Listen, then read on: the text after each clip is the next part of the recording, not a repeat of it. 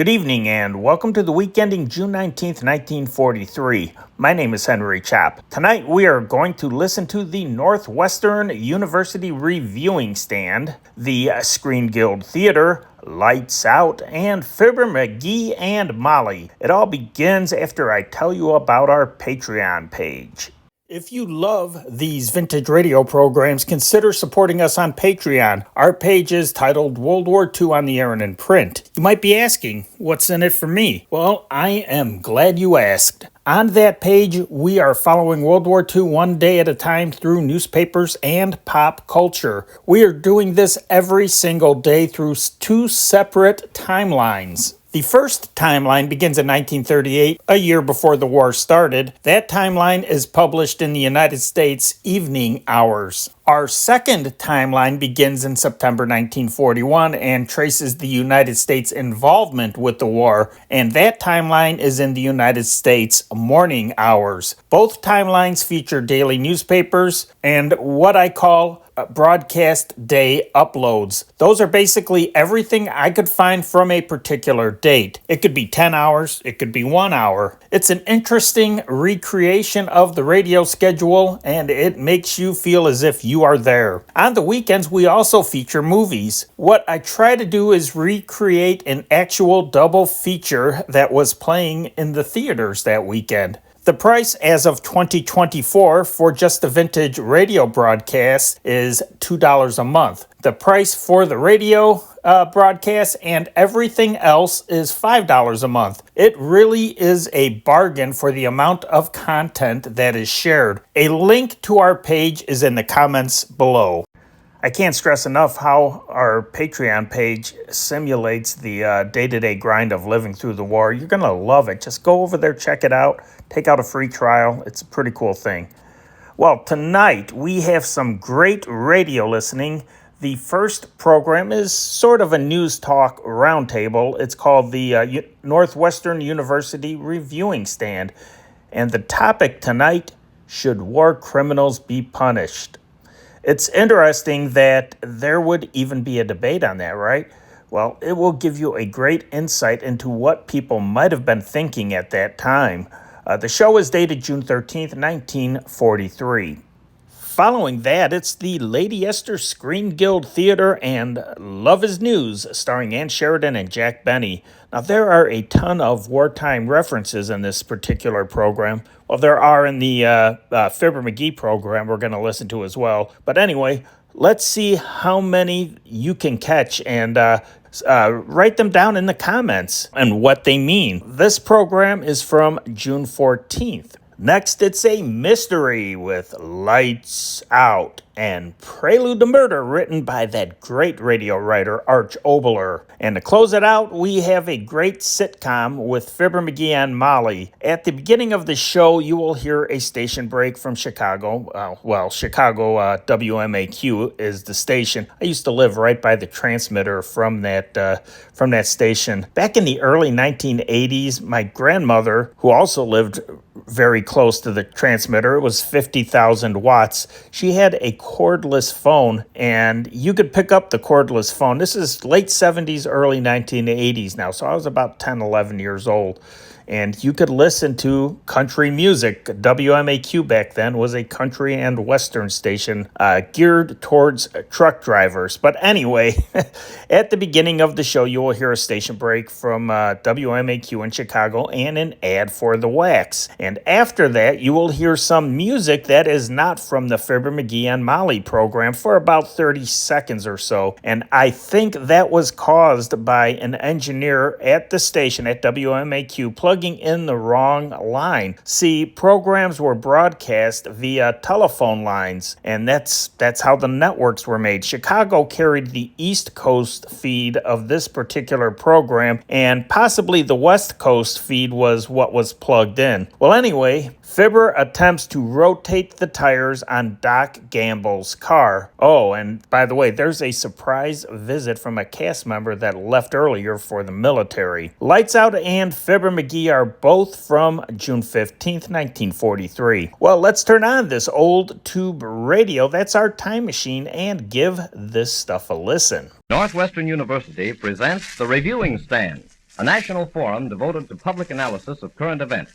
Through radio discussion, the reviewing stand attempts to bring a clearer picture of the news as we live it today.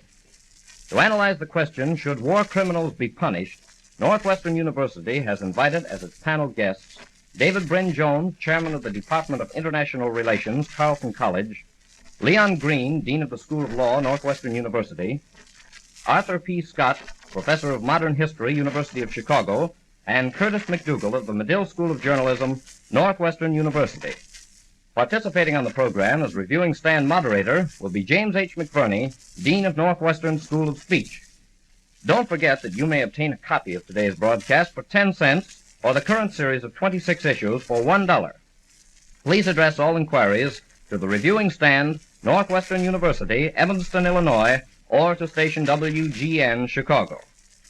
And now to friends across the nation and to guests gathered here in Mutual's WGN studios in Chicago, Northwestern University presents the reviewing stand and the question, should war criminals be punished? Following the last war, the Commission on War Responsibility accomplished little in the way of punishing war criminals. Indeed, in 1919, the attitude of the Allied powers was apathetic, if not openly opposed to such punishment. Today, we appear to face a very different situation. A rising tide of sentiment in favor of the vigorous prosecution of the criminals of World War II. Especially is this true of the governments in exile, whose peoples have felt the full force of the Nazi Fuhrer under German occupation. It is reported that the Polish Committee alone has recorded evidence against 4,000 Nazi henchmen who have committed atrocious crimes in Poland. The question then is, should these war criminals be punished? Unless this question is answered carefully, convincingly, and I think soon, we may suffer a serious wave of extra-legal retribution in Europe after the war is over. Now, to get this problem before us, gentlemen, I suggest that we begin by defining what we mean by a war criminal or a war crime. How do you men see this? May we hear from you, Bryn Jones? I think it's very important to recognize that in the public mind there are three senses in which the term war crime is used. First, and most generally, when people speak of the crime of the war, they're thinking of the responsibility for the war, the invasions of Poland, of Holland, and of Norway, and so on. That is the most general sense, and of course, it carries us far beyond the main purpose of this discussion. Secondly, I think that people have in mind those actions which have violated and affronted what I would call the civilized conscience, what would be called popularly atrocities, of which there have been a great many. And then thirdly, we come to the more technical sense in which the term is used, that is, a crime involving a violation of a particular article or convention recognized in international law. When we use the term in this third sense, we are using a legal or a quasi-legal term. And of course, there have been evidences of crimes of this particular kind. The shooting of hostages, the bombing of a city which has been declared an open city, as in the case of Manila. In any one of these three senses, we may profitably discuss what policy should be adopted in relation to war crimes. But I think it is very important that we should keep the distinctions clear in our mind. That's a helpful classification. I'd like to ask about the third. To what extent are the conventions or rules of war codified and recognized in international law, Bryn Jones? The laws of the nations, unfortunately, have not been codified. There are certain documents, the Hague Conventions in particular, for instance, treaties and so on, which are the bases of international law. But it is still true that international law suffers from the fact that there is no authorized body for its interpretation, and no authorized body for the application of any sanctions which may be imposed under it. In that sense, international law is quasi-law rather than law in the strict sense of the term.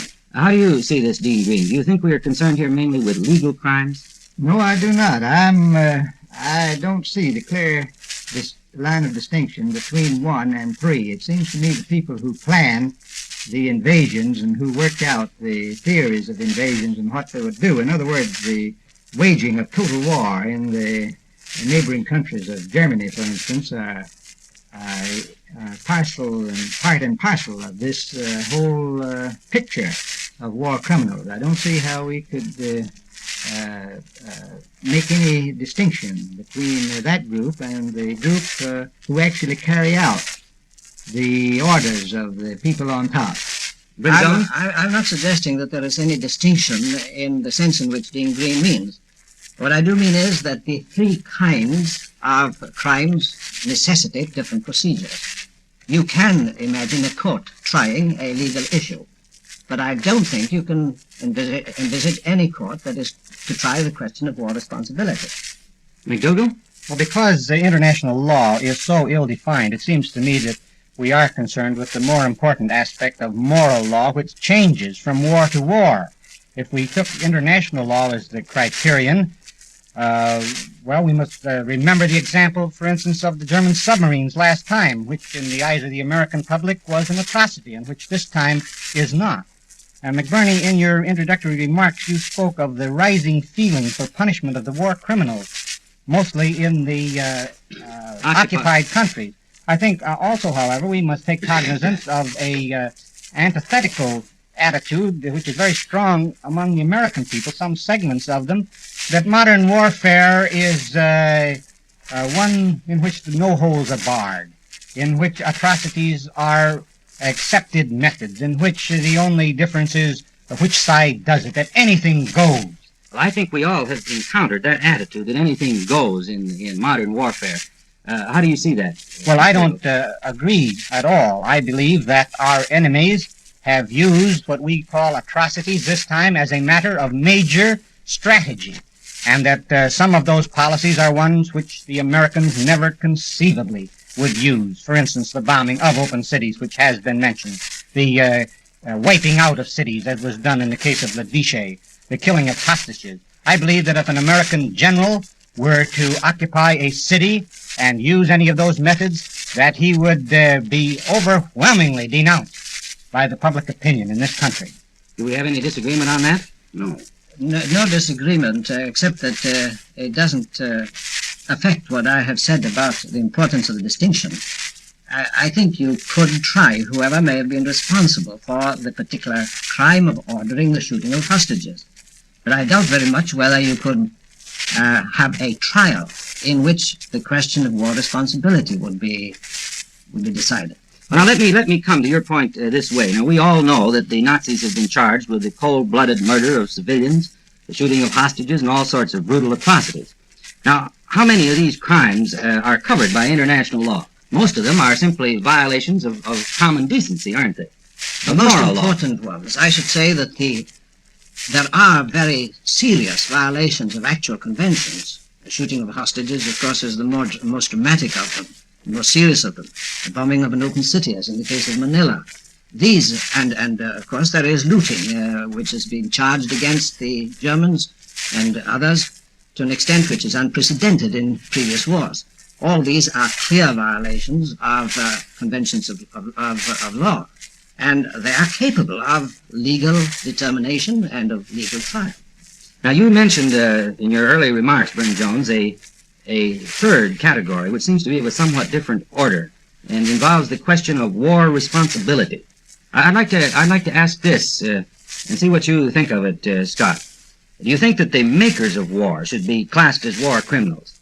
As we have been talking about persons who committed crimes after war was declared, how about those who plotted and fomented the war to begin with? Perhaps munition makers and others who stood to profit by it. Well, to a certain extent, they are also responsible. I think the war criminals fall in three levels: the higher-ups, and the lower downs, and the peoples of the aggressive Axis nations as a whole.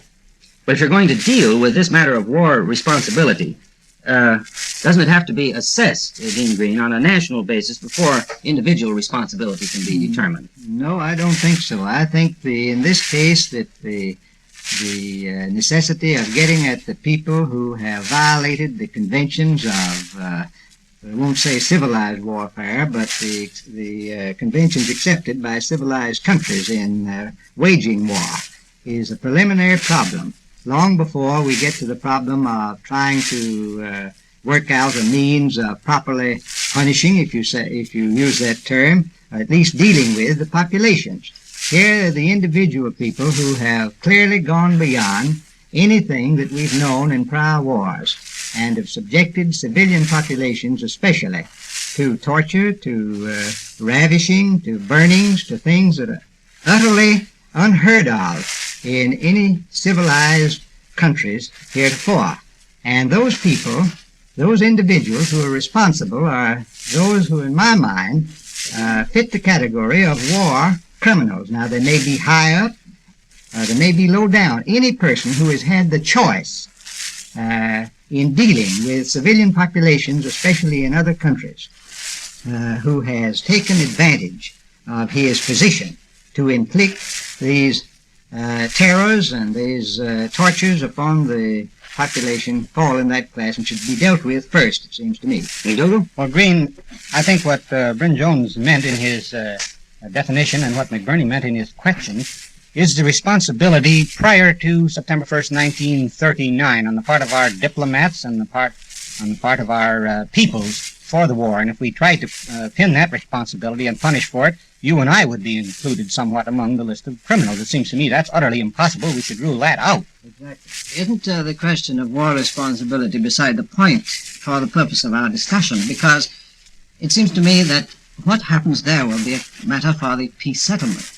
The peace settlement will take into account the responsibility of the various parties to the war. In other words, we're concerned principally with these violations of international law and crimes against natural and moral law. Yes, I would say so, although I don't wish to rule out the question as to whether the German people and the German government are both responsible in a way which merits some suitable procedure in relation to it. And that brings me to a related second question. We have been attempting here to define what we mean by a war crime. I wonder if it wouldn't be helpful to ask the question, who are the war criminals? Scott? Well, I suggested that there were higher-ups. By the higher-ups, I mean the responsible planning heads of the governments and also the economic men and military men who helped them out.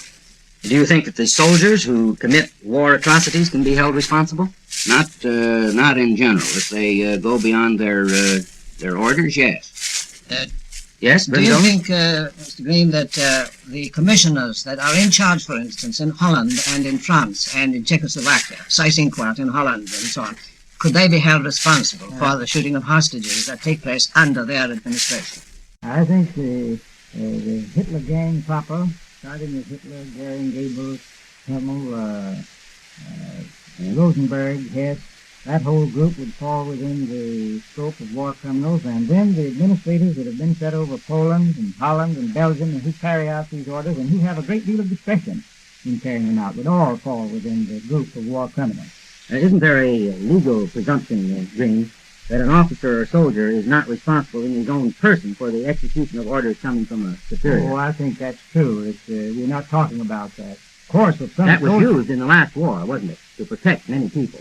Oh, I think so. But of course, if any soldier from the lowest to the highest should depart, leave the reservation, so to speak, they say commit rape, go out on the tour of his own of enforcing things that fall within his own power, why, I think he should be punished, though he might be so small that we should never get him in the net that we are thinking about on this occasion. The criterion then is one of discretion and choice.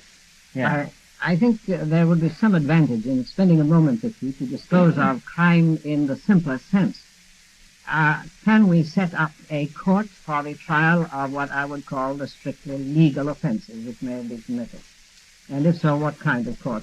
Wouldn't you leave that to the particular countries where the crimes were perpetrated, the smaller ones, and not involve it in the problem that we are dealing with? I think that in the case of the so-called Quislings, there, of course, you have a clear case of treason with which the government of Norway or the government of Poland would be able to deal. But there are a great many of these crimes. The shooting of hostages would involve a number. What kind of court would we set up to try them, and what kind of court would we set up to try the higher-ups, as you call them? I wonder if we can't come to that question just a little later, Bryn Jones. we're speaking to the point, who are the war criminals? And we seem to be pretty much agreed that we're concerned, for the most part, with these arch criminals. I would like to ask, though, about the responsibility of the peoples of the Axis nations. To what extent should they be held responsible for the deeds of their government? After all, they appear to support these governments. Are we going to absolve them? Not at all, but problems like that would be taken care of in the peace treaty. You can't condemn a whole nation or shoot or hang a whole nation.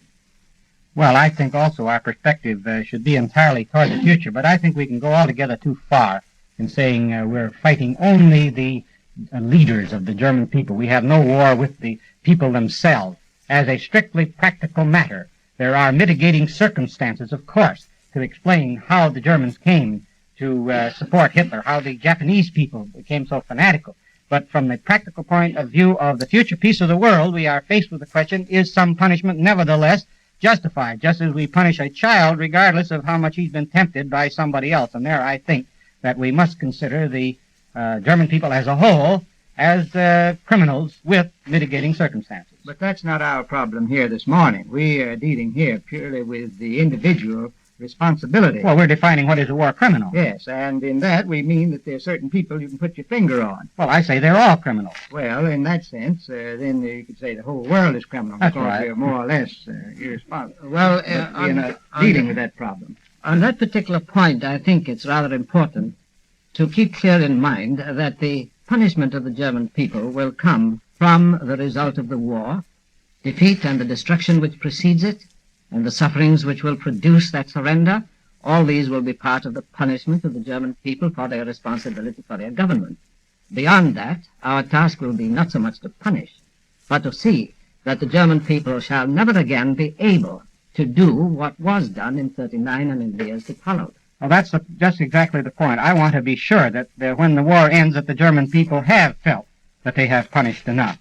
I feel that the Russians and the Poles and the Czechs, for instance, also must be satisfied. You can call it revenge, you can call it savagery, you can call it barbarity if you wish. But that's something we have to get out of our system if we're going to sit down at a peace table and write a treaty with our point of view toward the future. Yeah, I agree with your point in one particular especially, and that is one of the things that will help to avert what may be a bloodbath of unprecedented proportions in Europe will be the assurance given to Czechs and Poles and so on that we do not intend to allow sentimentality to rule in relation to the treatment of the enemy nations. But there are many Americans who would like to have this country right now assure the Germans and the Italians that we will not permit the Russians, Czechs, and Poles to overrun their countries, and I certainly hope we don't do that. Well, how could we do that? There's no possibility of this country checking Russia and even the countries that have been overrun. We can throw in our moral weight and we can act as one of the United Nations, but I think as was just stated that the assurance on the part of the United Nations that we are going to deal in an orderly way with the individuals who are most responsible not only for these excesses and cruelties that have taken place will tend to ameliorate the not only the fears but the spirit of revenge of the other countries. Isn't there a touch of self-righteousness in the assumption that the Russians will be more violent than we or the British would be in invading Germany? In any case, what the Russians will do if they invade Germany is something which we have little chance of being able to influence. It's not exactly self-righteousness. We are realizing that those people have suffered tremendously more, and we haven't, and we feel like we would not be as extreme to the lengths to which we would go in taking vengeance. Well, now, gentlemen, if these war criminals should be punished, and we seem to be proceeding on that assumption, I'd like to raise the question, how should it be done? What tribunal should be set up? What court should have jurisdiction? How should this be handled? Green? Well, my ideas on this will probably run counter to those of most people. I feel like that we ought not to think about courts in the sense of an international court. It seems to me the Allied nations should set up a high commission which would take charge of this matter of punishing war criminals. Now, there'd be two branches of it. One, the branch of gathering the information and ferreting out who are the criminals, and two, deciding whom to prosecute, because out of, let's say, 10,000, why, they would eliminate a very large percentage of them as too small. After all, this thing of trying people is a long process, and you want to make this effective and simple and swift and just, so that people in the future will look back upon it as an orderly, fair type of process with dealing with people in this type of situation. How do you see that, My feeling is that the more impartial you can make your court, the better it will be. In my opinion, an inter-allied or an United Nations Commission will not carry conviction either in Germany or in the neutral nations, or will completely satisfy ourselves in the long run. We will have an uneasy conscience, and an uneasy conscience can be very disastrous, as is proved in the history of the 30s in Great Britain. I think that there is a possibility that the International Court of Justice might be entrusted with this task. It would be difficult to secure its efficient operation, no doubt, but I think at least it suggests a possibility. I feel that the International Court, or any purely legal tribunal, is entirely too formal, and the processes are too slow and too cumbersome. It seems to me that here you'll set up, the High Commissioner, say, will select a panel of very distinguished people from all walks of life, from all the countries, and in particular cases will assign a group of men to hear the evidence as presented by the fact finders and the prosecutors, and accord to the accused, whoever he may be, the fullest opportunity to be heard, both by himself and by counsel, but not prolong the thing too greatly. Simply have it fairly and swiftly done, and let it be final. And what do you mean by final? What kind of punishment would you have meted out? I would suggest that here we are only after the extreme cases, and there should be only one penalty, and that would be death. And inasmuch as it's death of someone we consider a shameless person rather than a soldier or someone who's done an honorable thing, why, it should be by hanging rather than any other form. That's a bit vigorous, isn't it? How do you see that, Scott? I sympathize individually with the idea of hanging a number of these higher-ups. However, in my capacity as a historian looking forwards and backwards, I feel that it would not be wise, it would not be expedient in many instances.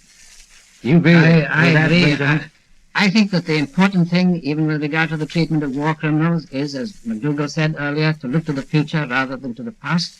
My fear is that if you hang Hitler or Goering or any of them, you will tend to make national heroes of them and will tend to perpetuate the very thing you're trying to eradicate.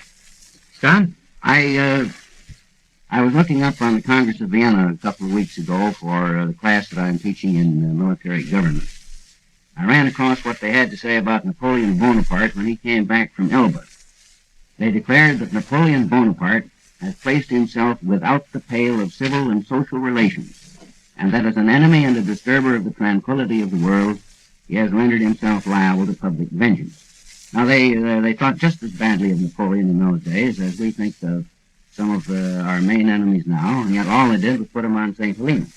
I don't think Napoleon was as bad as Hitler, but I do believe that if Napoleon had been summarily disposed of instead of being sent to St. Helena, we would have had a different world.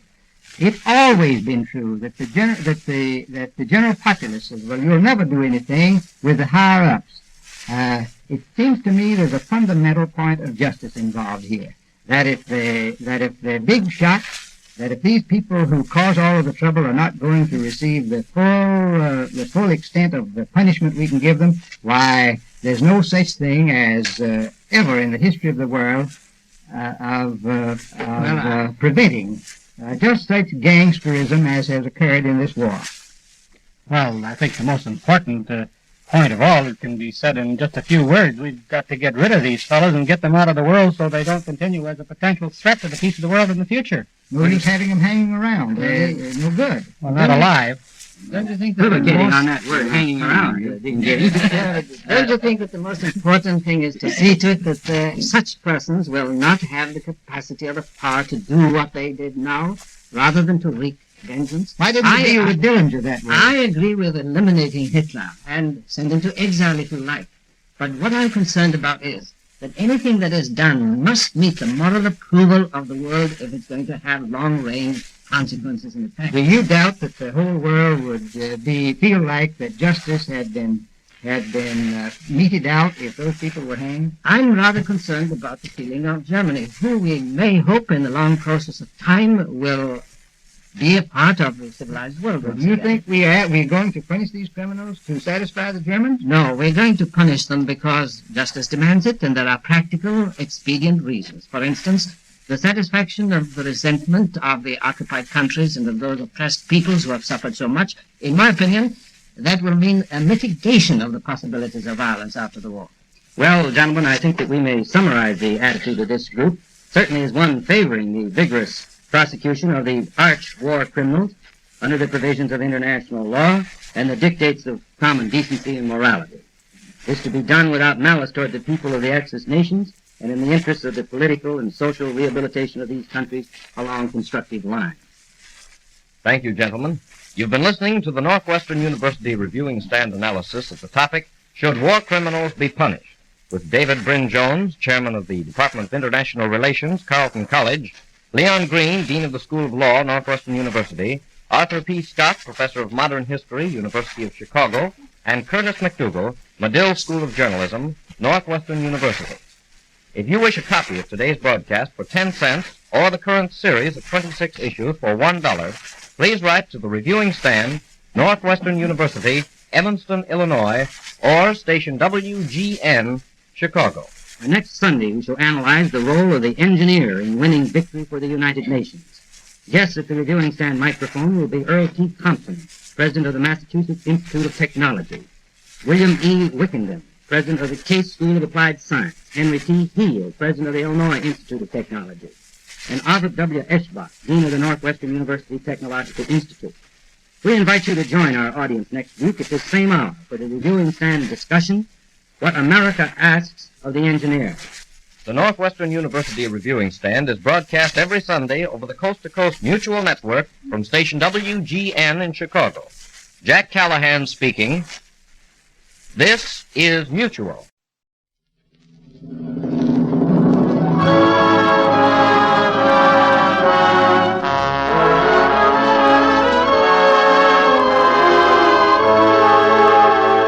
Lady Esther presents the Screen Guild Players.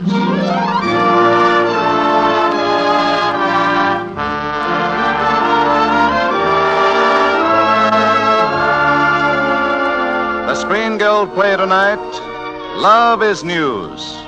The starring players. This is Jack Benny. This is Ann Sheridan. And this is James Gleason.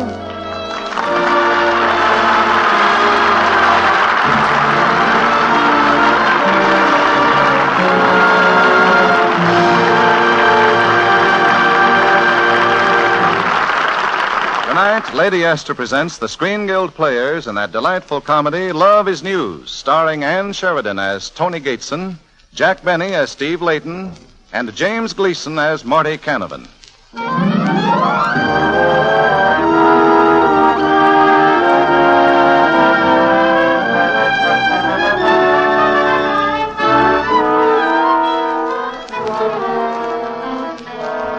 Steve Layton had two pet peeves, his managing editor, Marty Canavan, and the nobility-conscious heiress, Tony Gateson.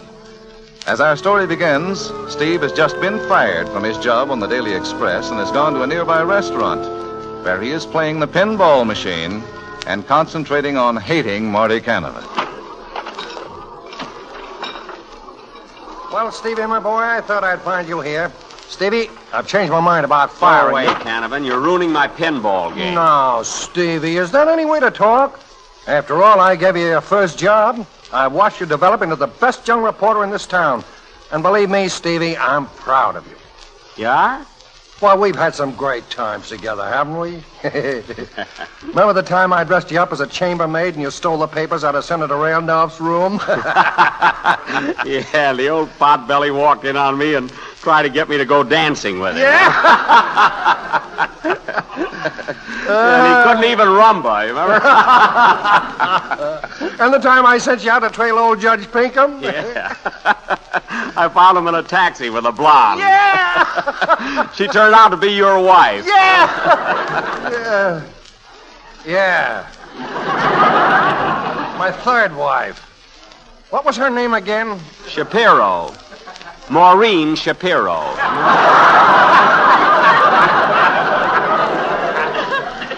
Oh, Stevie, I knew that once we got together, we'd see how silly we were to quarrel.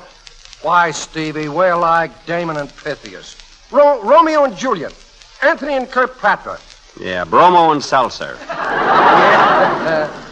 Now, look, you'll come back in the paper, won't you, Steve? Why, of course I will, Marty. I knew you would, Stevie. You should live so long at Mayo Brothers. Oh, now, wait, Steve. I need... Yeah, I figured that out. I wouldn't work for you, Canavan, if you were... Steve, Tony Gateson arrived in town today. Tony Gateson? The tin can heiress? I thought that'd bring out the fire horse in you. Stevie, she's on a plane right now, about 15 minutes out. Have the other papers got it? Nope. I got a hot flash from the Cleveland airport. Steve, you've got to find out whether she's ditched the count she was engaged to.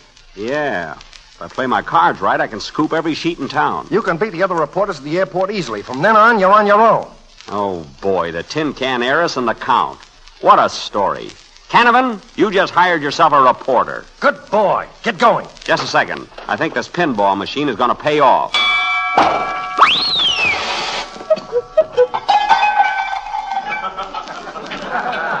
Oh, well, you can't win all the time.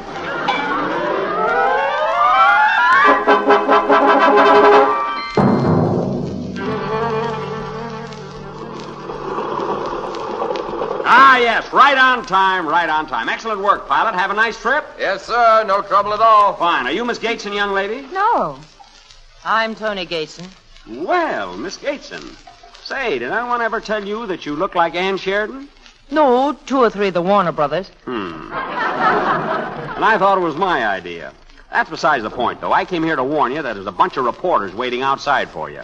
Oh, dear. And I thought I might lose them this time. You can. That's why I'm here. The airline asked me to see that you weren't inconvenienced. Well, I really can't thank you enough, Mr. Hammerschlager. Hammerschlager? Yes, my father was Spanish. Oh.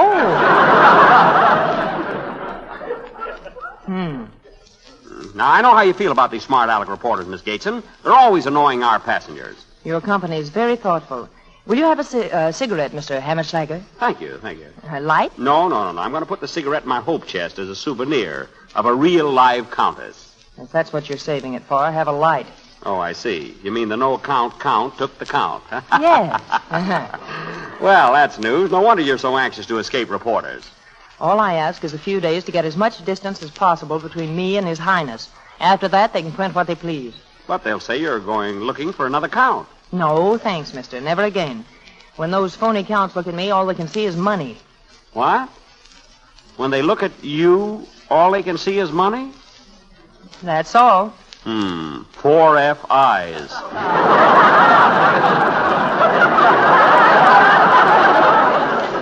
Anyway, the next man who slips a ring on this finger will have to be a good American title like plumber or bricklayer, motorman, or anything but a reporter. You don't like reporters, eh? Why should I? Listen to this clipping. Tony Gateson buys a self-account.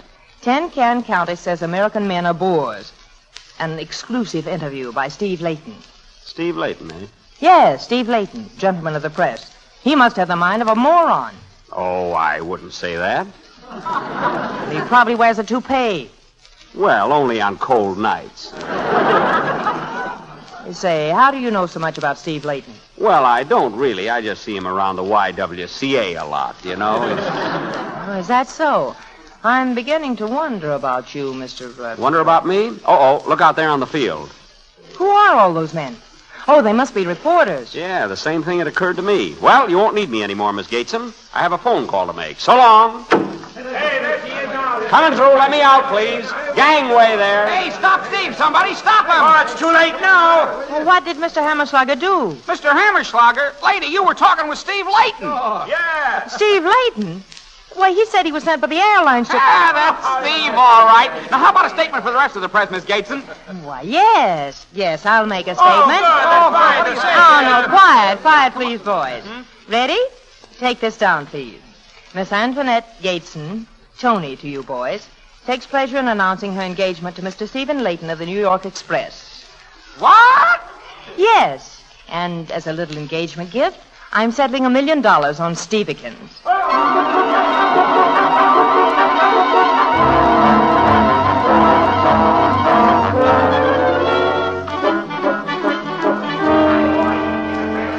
Steve, you're murder. Solid murder. What a story. Oh, it's nothing any white-blooded American boy couldn't do. Wait till Tony Gateson finds out you're a reporter.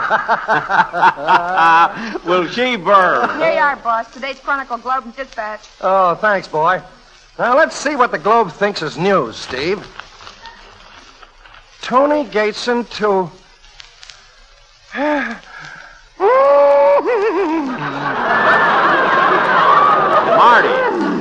Marty, what is it? Let me see that paper. Give me that paper, Marty.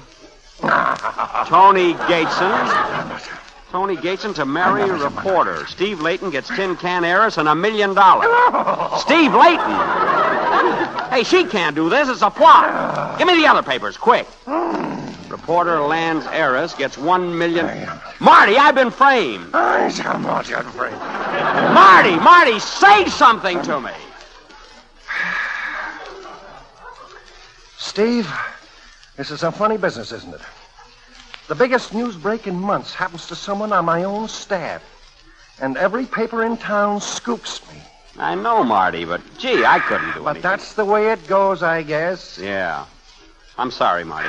Sure. I'm sorry, too, old kid.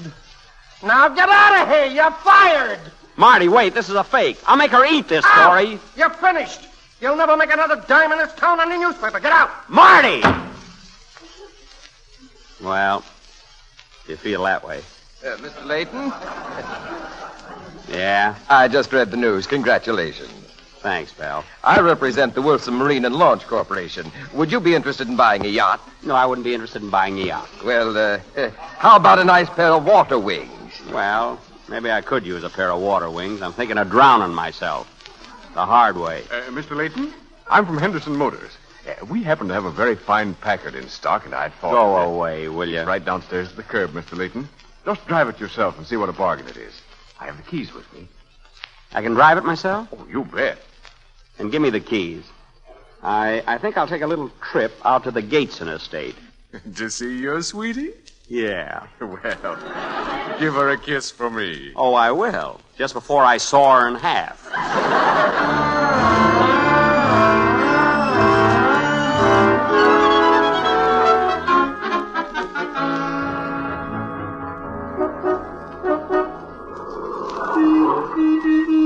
Oh, officer. Yes? Can you tell me how to get to the Gateson estate? Yeah. Just as soon as I finish with the dame in this car. Okay. Why, it's you, Stevekins. Tony Gateson. So the law finally caught up with you, huh?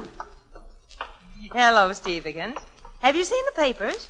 Yeah. What else is new? Okay, wise guy. Your paper got looped, didn't it? That scoop. All right. Break it up. I ain't got all day. What'd you do, officer? 85 miles an hour on a county highway. Failure to stop at a red light. Passing 4 cars on the wrong side of the road. Failure to stop for an officer of the law. And reckless driving. Is that all? I also smuggle a little dope. Well, won't this make a tasty tidbit for the late editions? Really, Miss Gateson, I simply must leap into my little Packard and scurry off the telephone. I really must. Goodbye. Where did you get a Packard? Oh, there are ways for a smart young man to get a Packard. Ta-ta, my sweet. Officer, ask to see this man's registration. That looks like a stolen car to me. What? Hey, is that your car, Bud? Well, no. All right, where did you get it? Well, I borrowed it. That's what he says. If you ask me, this character looks very much like Gearshift Hammerschlager, the well-known car thief. Why, that's ridiculous, officer. I couldn't steal a car if I wanted to. Oh? Why not? I've only got an A card. Well, now you've got an S card. A summons.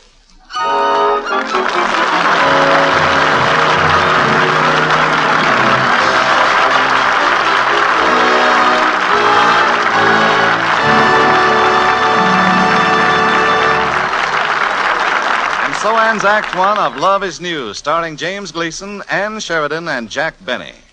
Before we hear Act Two, a word from our hostess, Lady Esther. Have you ever walked into a room with a light behind you so that your shadow on the wall looked big and distorted? Well, you know, in a way, certain shades of face powder can do much that same sort of thing to your skin.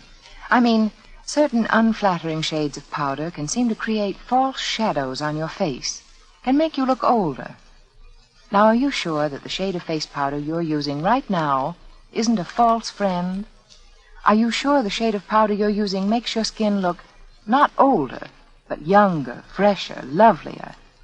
Well, here's a chance for you to try the 9 basic shades of face powder and find the one shade that does the most for your skin. Yes, I will send you free all the 9 rich, lovely shades of Lady Esther face powder. And you can find the one shade that does most to bring out all the glamour of your skin, to flatter not only your skin, but your hair, your eyes, your whole appearance. Here's all you do. Just send me your name and address, and I'll see that you receive a gift package containing all 9 shades of Lady Esther face powder. Among them will be one shade that does more than any other for your skin, and when you come to it, you will know it. You'll say, there, that's it. That's the right shade for me. So don't put it off. Write your name and address on the back of a penny postcard and mail it to Lady Esther, Chicago. Yes, that's all the address you need. Lady Esther, Chicago.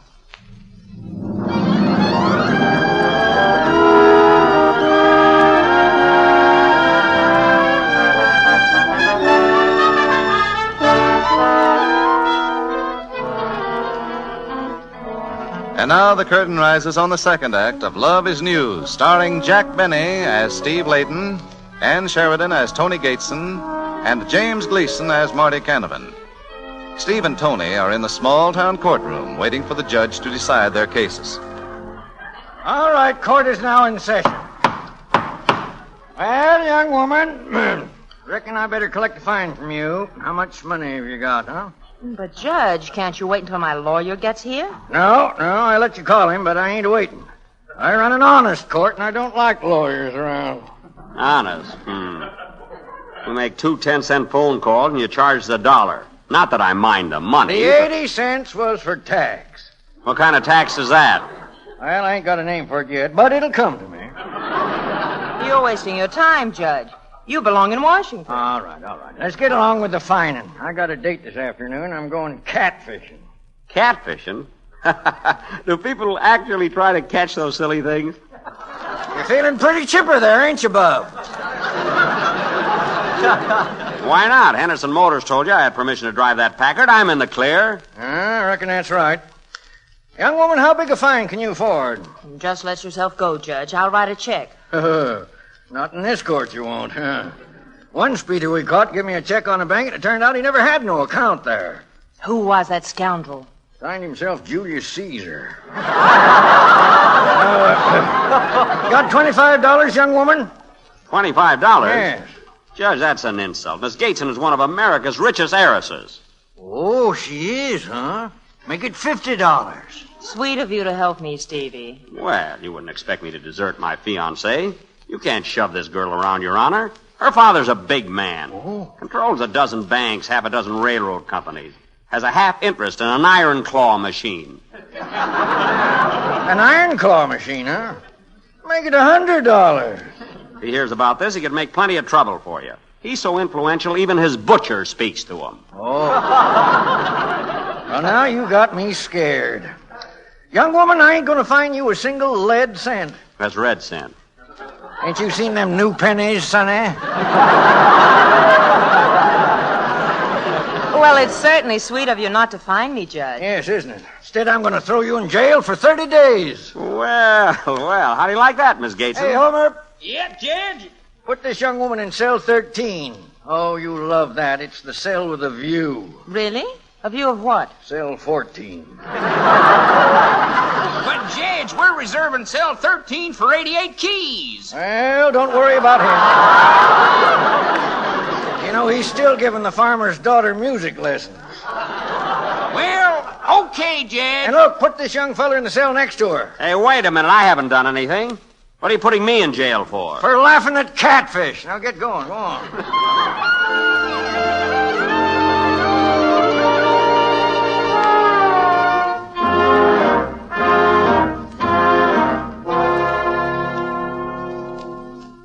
Are you there, Stevie?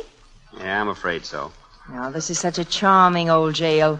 It reminds me of an 18th century castle, especially the plumbing. Well, there's one consolation. What's that? They love me in St. Joe. Oh, Stevekins. What, Tonykins? You know, the biggest reason I like it here is because I'm with the man I love. You and me, kid. You and me. Can't you just see the headlines in the papers? Stevekins goes to jail to be near his Tonykins. Well, at least you can't do that to me, not when you're safe in a cell. Aren't you forgetting that the judge let me out for a little while? But you said... you told the judge. I know, darling, and I did powder my nose. But I also phoned the newspapers. Why, you... All but the Express. Your paper's been drooped again, dear. That scoop. Oh. All the low down. I'll get you for this, you Morgenthau bait. I'll tear this cell apart. I'll chew my way through the wall brick by brick. Hey, what's all the fuss? What's going on here? Judge, did you ever meet a murderer? No, can't say as I did. Well, put me in that cell with her, then come back in 10 minutes and shake hands. Young feller, this is a respectable jailhouse. Suppose I did put you in there with her. How do I know you'd murder her? Judge, you think of everything. And I'll be dogged if I ain't glad one of you's getting out of here. Now, who's getting out? She is. Lawyer just showed up with one of them habeas corpses. All right, now get along now. Swell. Now I'm beginning to like it here. Judge, how much is the fine for laughing at catfish? $50. I'm mighty fond of them critters. All right, I'll pay it. Let him out, too. Oh, no, you don't. I stand on my constitutional rights. I'm staying right here. Out you go, young fella. Okay. When will I see you again, Stevekins? That's easy. You'll see me again when a gentleman with horns and a tail knocks on your door and says, Miss Gateson, it's frozen over.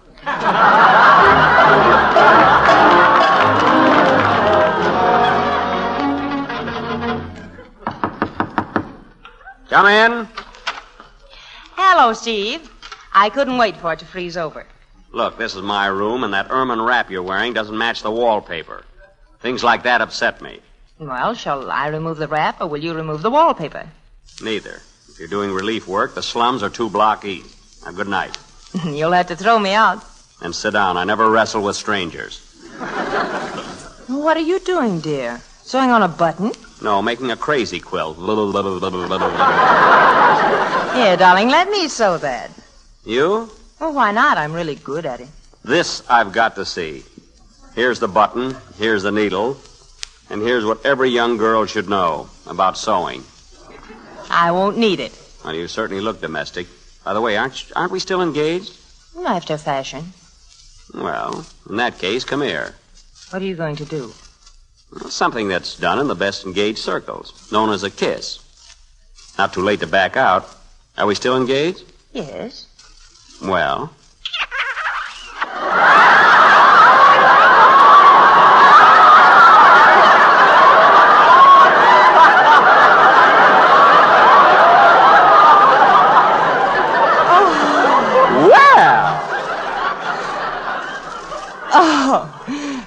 Steve, I'm afraid that our engagement can't go on.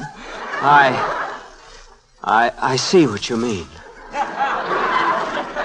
I just want you to know I came here tonight to apologize for putting you in the freak tent. I'm truly sorry.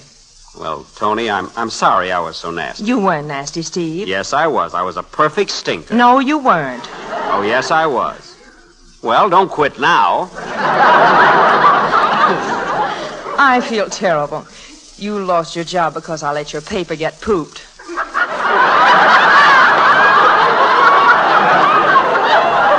That's food. Now, don't worry. I'll find something. Oh, well, I suppose I'd better be going. Yes, I think you better. Here, I finished sewing your button. Good job? Great. Couldn't have done better myself. I'm glad you like it. Now, I'll put them back on before you catch cold. Put what back on? Your trousers. Good night, Steve. Yike! I forgot what I was sewing the button on.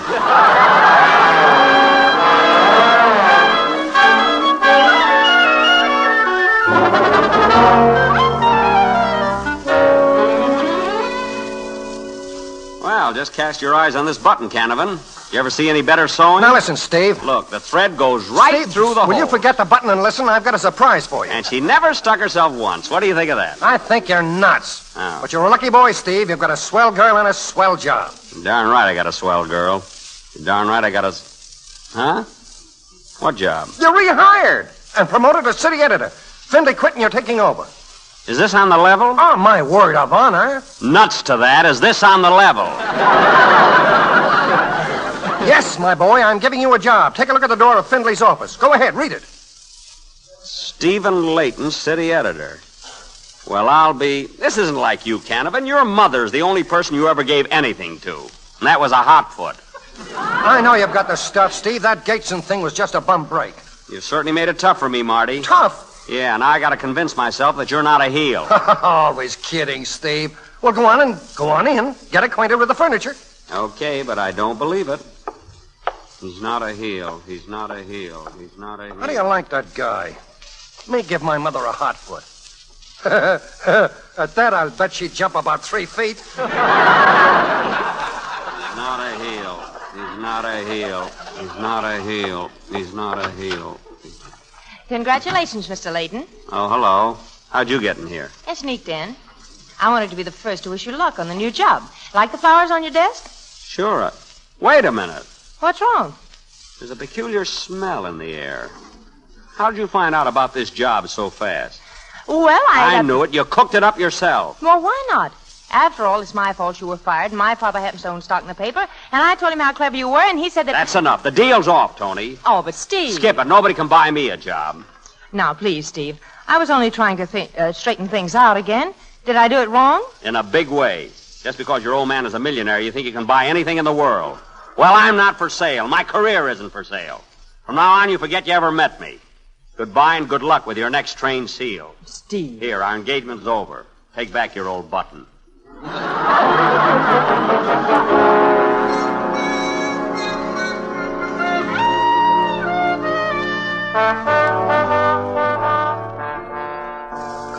I'll drink up, Johnson. Sort of crowding it, aren't you, kid? Just a sentimental gesture. Celebrating the story of my life with 25 drinks. Okay, 2 more beers, Mike. Okay. Yes, sir. For 25 years, I was a clown. For 2 minutes, I was a city editor. I'm back to normal. Fascinating, isn't it? Oh, Steve. Well, well, little Miss Muffet, pull up a tuffet and sit down. They told me I'd find you here. Hey, aren't you Tony Gateson? Yes. Steve, all I ask is that you listen for Hey, just a... fellas, look who's here. Tony Gateson, the answer to Morgenthau's prayer. I'm sorry, boys, I'm sorry. I didn't come here to give an interview. I came here to get one with Mr. Layton, and I may need your help. This place is getting too ritzy. I think I'll try the free lunch at the Stork Club. Hold him, boys. Hey, what is this? What is this? Mr. Layton, I'd like to ask you a few questions. Now, let go of me, you mud. Don't you think Tony Gateson's a human being? Why don't you treat her like one? When are you going to start acting like one yourself? Ganging up on me, eh? A fine bunch of friends. When are you going to forget her money? Is it her fault she's rich? Maybe not, but... When did you first realize you loved her? When the judge put us... Never mind. Do you remember the time you kissed her? Take it easy now. We're surrounded. When are you going to kiss her again? Now, Tony, please. When are you going to kiss her again? Right now.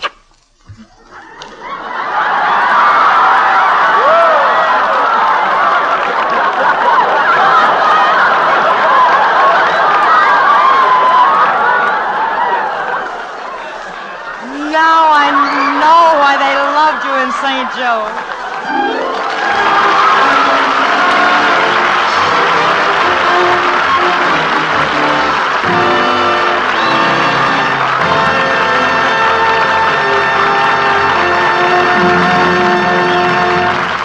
Thank you, Ann Sheridan, Jack Benny, and James Gleason, for your appearances tonight with the Lady Esther Screen Guild Players. We enjoyed every minute of Love is News. Thank you, Mr. Bradley. As you probably noticed, we enjoyed every minute of it, too. But even more important than the fun we had is the pleasure of knowing that all the benefits from these programs go to the support of the Motion Picture Relief Fund, which is so important to our industry. And now, before you hear about next week's program, here's a word from one of America's best-known beauty authorities, Lady Esther. Thank you, Miss Sheridan. Do you know that the shade of face powder you'd never think of selecting for yourself may be the very shade that does most for your skin? Nobody can select her most becoming shade of face powder by the way it looks in the box. There's only one way to find what I call your lucky shade of face powder, and that's to try the 9 different shades right on your own skin before your own mirror. You'll know your lucky shade when you come to it. It makes your skin look so vivid and exciting. Seems to give it new depth and tone, new beauty. Now, you don't need to buy 9 shades to try them all on your skin. I'll send them to you without cost, so that you can try them one after another on your skin. You may discover that you've been the innocent victim of a shade that hides the beauty of your skin instead of revealing it. So do this without fail. Send a penny postcard with your name and address to Lady Esther, Chicago. I'll see that you receive without delay all 9 of the lovely, exciting shades of Lady Esther face powder. Remember, all the address you need is Lady Esther, Chicago. I'm sorry, but wartime restrictions don't permit me to make this offer in Canada.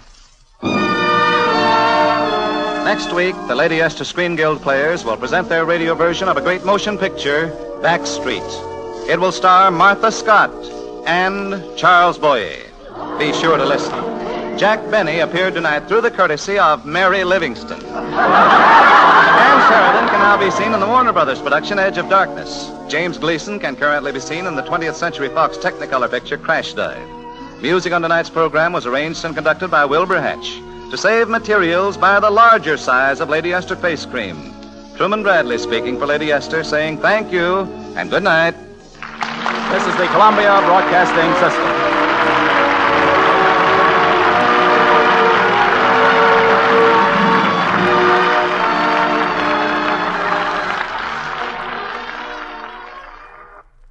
If you love the World War II era, consider following us on Patreon. You not only support this channel, but you will get daily posts of pop culture and a daily newspaper in chronological order. It's neat to follow the war as your parents, grandparents, or even your great-grandparents have followed it. Check us out with a 1-week free trial. A link is in the comments to this video.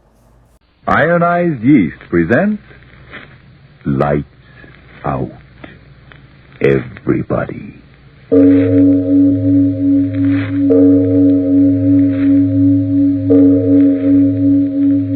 It is later than you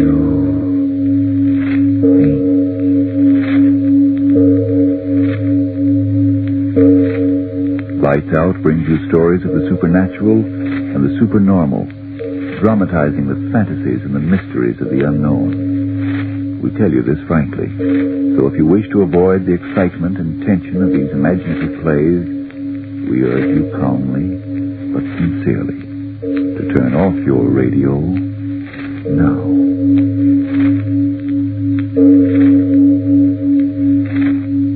This is Arch Oboler.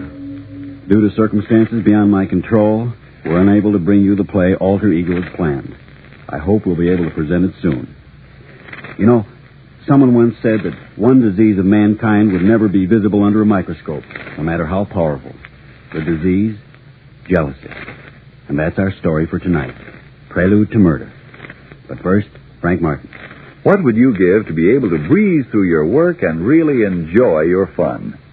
Well, if you're short on vitamin B1 and iron, if that's why you're underweight, often feeling jittery and tired out, get ironized yeast tablets. They supply both vitamin B1 and iron. Their famous two-way help has benefited numbers of people who were short on these substances. So if you need more vitamin B1 and iron, don't wait. Get the one and only ironized yeast tablets right away. Start taking them tonight. And now, lights out. Everybody.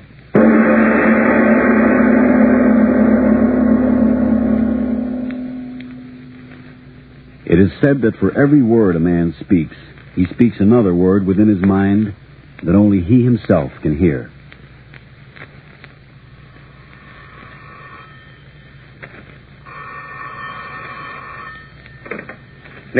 Yes, what is it? Oh, it is you. What do you want? No, I have not changed my mind. I said I am not interested. I tell you, I do not care if they offer me $1 million. My orchestra will not play for those stupid pigs. Goodbye. Fools. Money. They think that is all. My Catherine. I wonder if she... Andrews, come here.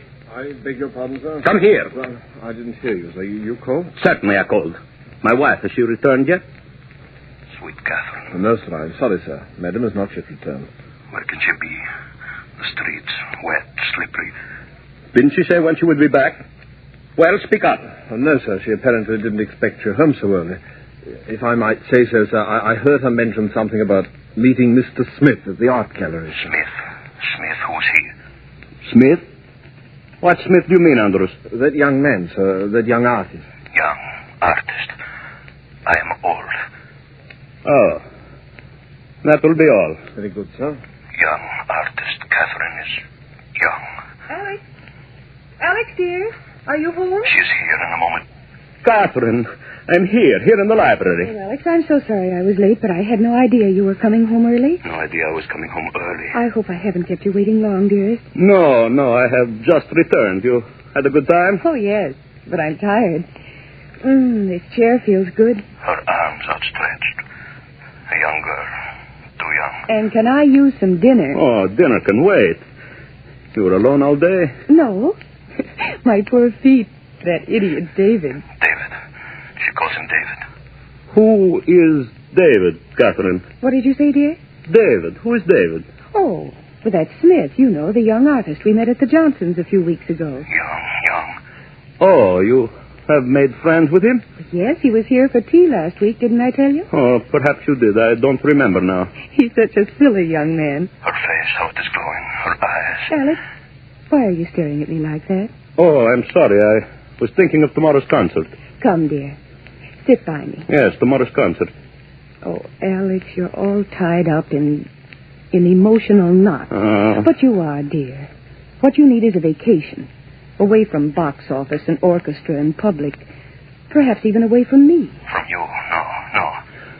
You mean you want to be away from me? Well, of course I don't. I want to be with you, to take care of you and watch over you. Her hand on my face. Daughter's hand, not the wife's. Poor, tired Alex. I beg your pardon. Oh, yes, Andrews, what is it? Something for you, madam. For me? The young man left it for Mr. Smith. Smith, what does he want? What does he... Don't stand there, you fool. Give it here. Yes, sir. Well, it's my powder compact. How in the world did I ever forget that? She was at his rooms and she left it there. No, it can't be. I must not think... Is Mr. Smith waiting, Andrews? Oh, no, madam. He simply left it with his compliments. His compliments. All right, Andrews, go. Can you imagine that, dear, leaving my compact? I gave it to him to hold for me, and then I forgot about it completely. Why is she explaining? Why is she... Oh, yes, certainly. Those things happen. I really had a good time. It was such fun. Fun. They're young, together. Well, I'm pleased to hear it, my dear. He's a very clever boy, Alex. He tells me he intends to make me like modern art, even if he has to take me to every art gallery in creation. They're going out together again. No. Oh, Catherine, my dear, what you said before, I'm very tired. I know it. 3 seasons without a bit of rest. And now all that trouble with your concertmaster. I was thinking perhaps you are right, a little vacation in the South. Oh, Alex, a vacation? I dreamed of that for a long time. Her face glowing. Vacation. I can make it glow, too. We will be far away from Smith.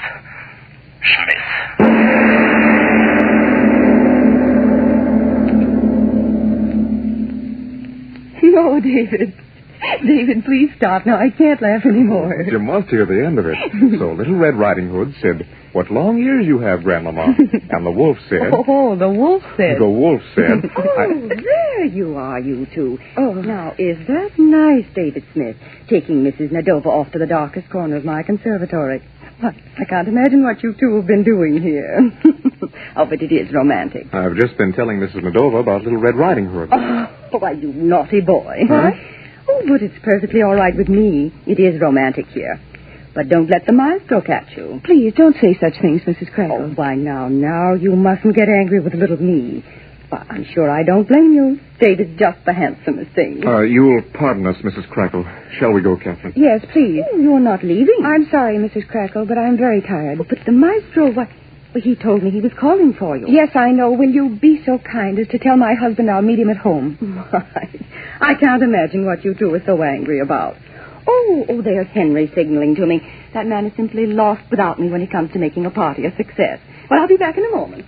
I'm sorry, Catherine. Oh, it's all right, David. Mrs. Crackle's just a very silly woman with a very silly little mind. I'll go get your things. No, wait, David. I'll go with you. I should never have come to this party of Mrs. Crackle's in the first place. That's Mrs. Crackle. It should have been Cackle. Oh, David. Oh, that reminds me. You never did finish your story. Whatever did happen to your modernistic Red Riding Hood? Well, if the truth must be told, she took one more look at the wolf, and she said... Oh, there you are, you two. I was afraid you'd already gone.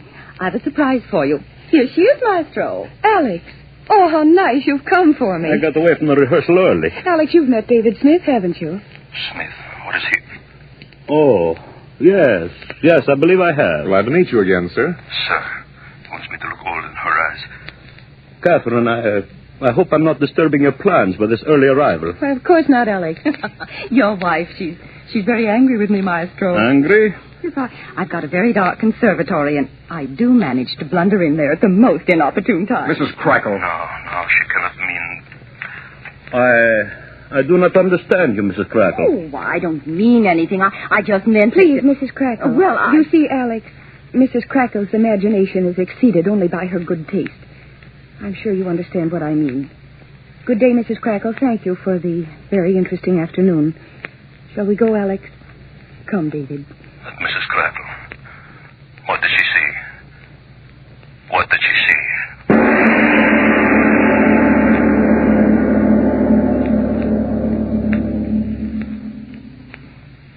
That will be all, Marie. Good night. Oh. Alex? Alex, are you asleep yet? You called me, Catherine? Yes, I was wondering whether you were in bed yet. No, I am not very sleepy tonight. Well, don't stand there in the doorway, dear. Come on in. You know, I haven't seen much of you in these last few days. Catherine, so lovely, so young. No, it cannot be. Come, Alex. Thank you, my dear. Now, you sit yourself right down here and tell me all that's happened today. Did you hear from Brudnoff? Are you going to do his concerto next week? Alex, you look so distinguished in that dressing gown. You really ought to wear it when you conduct a concert. Wouldn't that be a great sensation for the papers? The great Nadova conducts symphony in dressing gown with purple dragons on the back. Why is she babbling so? What is she hiding? Oh, you look very happy tonight, Catherine. What did you do this morning? Oh, the usual things. Shopping. And then, as you know, I went to that silly Mrs. Crackle's for cocktails this afternoon. Silly Mrs. Crackle. She's trying to discredit. Why do you call Mrs. Crackle silly? You never have before. I never had occasion to. But she really has more money and less brains than anyone we know. I've always enjoyed her silly prattle until today, but somehow I wasn't quite in the mood for her this afternoon. Mrs. Crackle said, I have a very dark conservatory. I do manage to blunder in there at the wrong times. Well, Alex, have you nothing to say? Speaking of Mrs. Crackle, I always thought you liked the woman. Oh, I do like her, but after the foolish thing she said... Thing? Yes, David Smith and I were telling funny stories to each other in the conservatory. And the woman came along and she... Oh, well, it isn't important. It is important. Alex, you're hurting me. Catherine. Oh, Catherine, if I should ever lose you...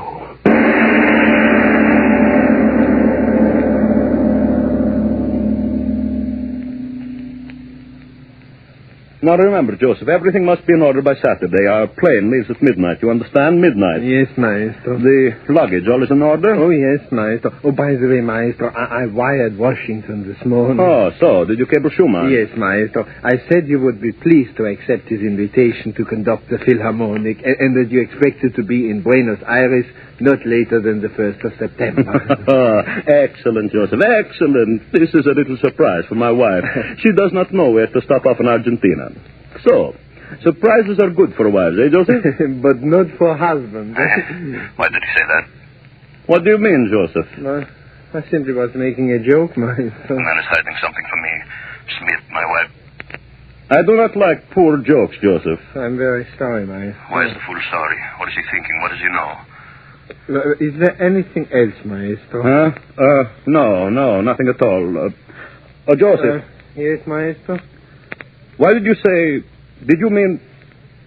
Oh, never mind, my car. Yeah, your chauffeur is waiting outside, I think, Maestro. Almost made a fool of myself, even if Joseph did know. All right, I go. In a few days, thousands of miles between her and that Smith. Good evening, Alex. Catherine, you. Come on, Alex. Don't look so shocked. After all, I'm only a wife calling for her husband. She called for me. She does care.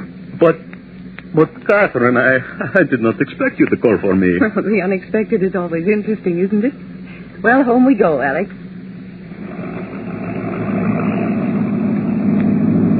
My suspicions. How foolish they have been. Well, Alex, aren't you going to say something? Oh, I am so happy to see you. I do not know what to say. Here I did not expect to see you until I reached home, and then to find you waiting for me. Oh, my little Catherine. Next week it will be like a second honeymoon. The two of us on the plane, the quiet days. Alex, that's why I wanted to see you. Have you the tickets yet? No, there was some little trouble about the reservations. Joseph will have them Saturday. Why do you ask? Alex, do you mind very much if we don't go for another month? Not go. I want to stay in town for at least another 30 days. She wants to stay at Smith. That's me. I'm sure it won't be too difficult to change the arrangements. You see, Alex, I completely forgot about the orphanage, and I simply must be here for the charity drive. They're depending on me. You do understand, don't you? Orphanage. Smith. Alex, didn't you hear me? Oh, yes, of course. I understand. We will make other arrangements. Oh, you are good to me. Good to you. I'm a good fool. Why don't you say something, Alex? Are you very disappointed? No, it is not important. We will go later. Catherine, I, too, have something I want to tell you. Well, this is a day of surprises. Surprise. Joseph says the husband, too, can be surprised. Well, I'm waiting. What is it, dear? I am buying you a little present. Alex. There. I made her forget him already. Drive to Tiffany's, my dear. Tiffany. Alex Nadova, what are you up to? Only yesterday I saw the most beautiful turquoise I have ever seen. It had the bright blueness of your eyes. Catherine and I want you to have it. Oh, Alex. We will have it fitted into a ring, and you will wear it upon your finger, and perhaps when you look at it once in a while, you will think of me, your Alex. My dearest Alex. There. I made her happy. Oh, my Catherine, I'm an old man. There will never be another like you, and I must not lose you to anyone. No. I must not lose you.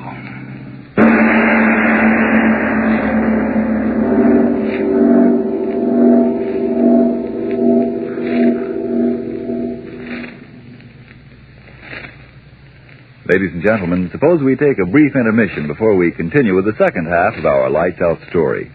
The story of a man consumed with an overpowering jealousy. Let's leave this tale of the mysterious workings of the human mind for just a moment to visit a perfectly normal American family. A husband is returning home from a day at business,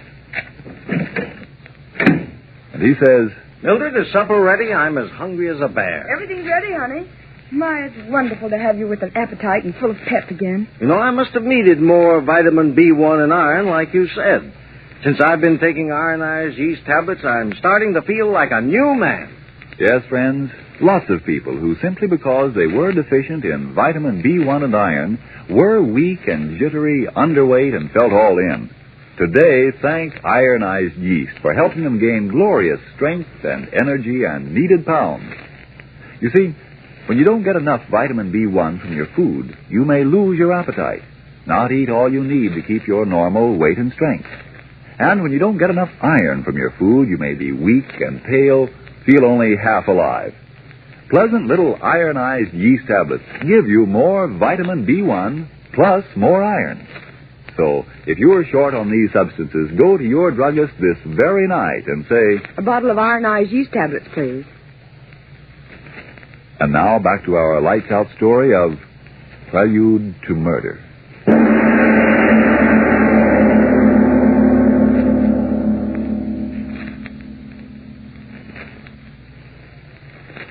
I tell you, I cannot stand him any longer. Wolf, wolf, wolf, all the time.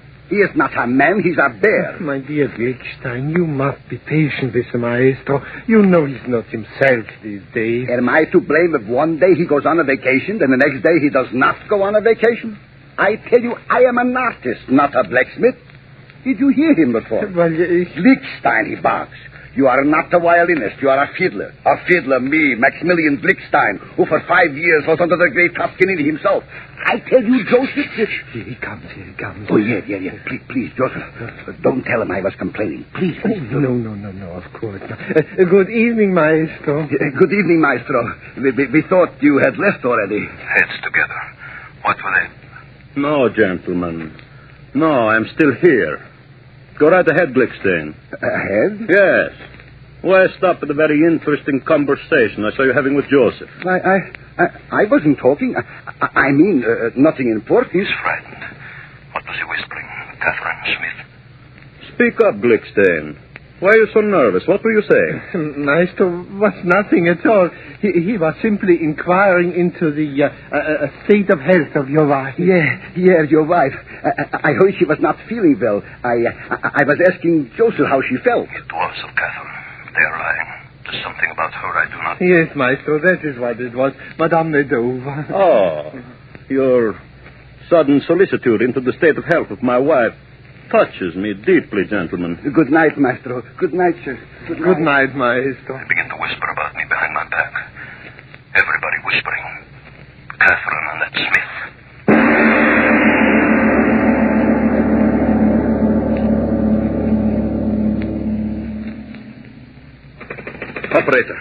Operator, why do you not give me my number? I do not care if you are ringing it. Someone must be... Oh, hello. Hello, Ambrose. Why in the name of the devil don't you answer the telephone? I have been ringing for an hour. Let me talk to my wife. She what? Well, where did she go? You must know. Now tell me, where did she go? For what do I pay you for? Where did she go? Good evening, sir. Mrs. Medova, she's in? Oh, yes, sir, in the library, sir. Your head, sir? She's home. Where has she been all day? Where has that Smith been all day? At the desk writing letters. She's not heard me. What is she writing? If I could only see. Oh, Alex. Her hand covers the paper. I frightened you, my dear? No, of course not. Why should I be frightened? I was a little startled, that's all. She is frightened. That letter under her hand, if I could... Well, writing letters, I see. Yes, it's just some silly correspondence. No. Do not get up. Finish your letter. Oh, no. It's all done. Well, how did the rehearsal go? The letter, who? Answer me, Alex. How was the rehearsal? Rehearsal? Oh, as usual. Your letter. I will send Andrews out to mail it. Oh, no, Alex. It isn't that important. Well, I'll go out and tell Cook to have dinner early today. I've got a little surprise for you. Something you'll like. Good. The letter, she took it with her, maybe on the desk, maybe she left... No, there is nothing. The blotter, there's something on it. A word. I will hold it to the mirror. The word, it is... David. David Smith. The letter is to Smith. Smith.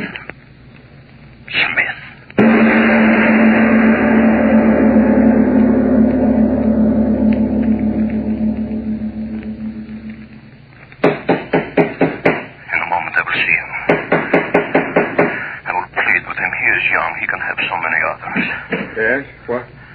Why, Mr. Medova. Young. I am sorry to disturb you. Disturb me? Not at all. This is a pleasant surprise. Won't you come in, sir? Let me have your hat and coat. Keep your hands off me. No, I'm only going to stay a few moments. Oh, just as you say, sir. Won't you step into my studio?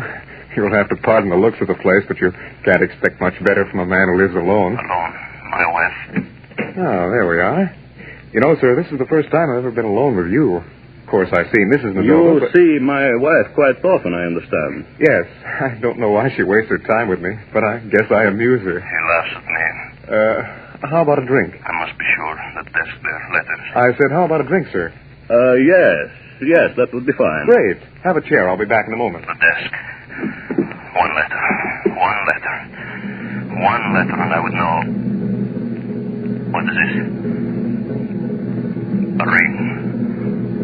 The turquoise ring I gave her. She gave it to him. Oh, God, I've lost her. No, I cannot lose her. Patience, sir. I'll be right out. I must go. Get the revolver. Then I must kill.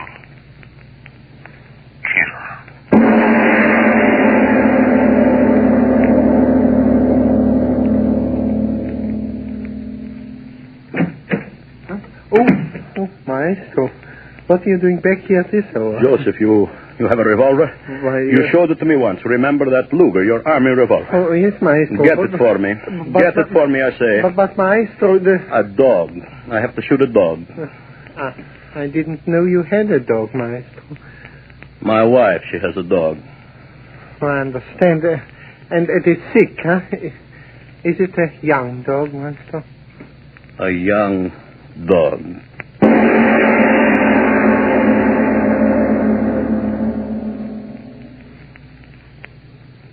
Why, Mr. Nadova, where did you go?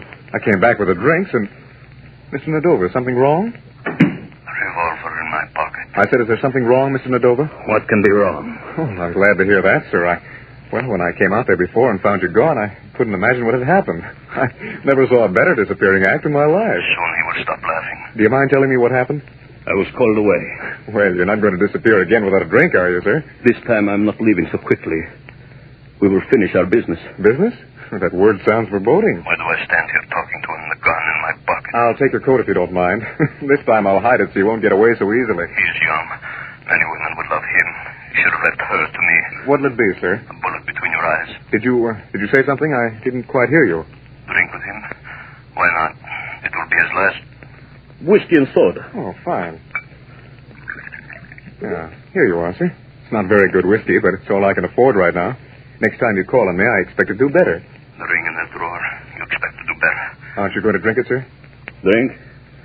Yes, I shall drink. To death. And I'll drink with you a toast to your beautiful wife. Your glass. I'll kill him now. Mr. Nadova, what's wrong? Your face. Open the door. Let her in. Her?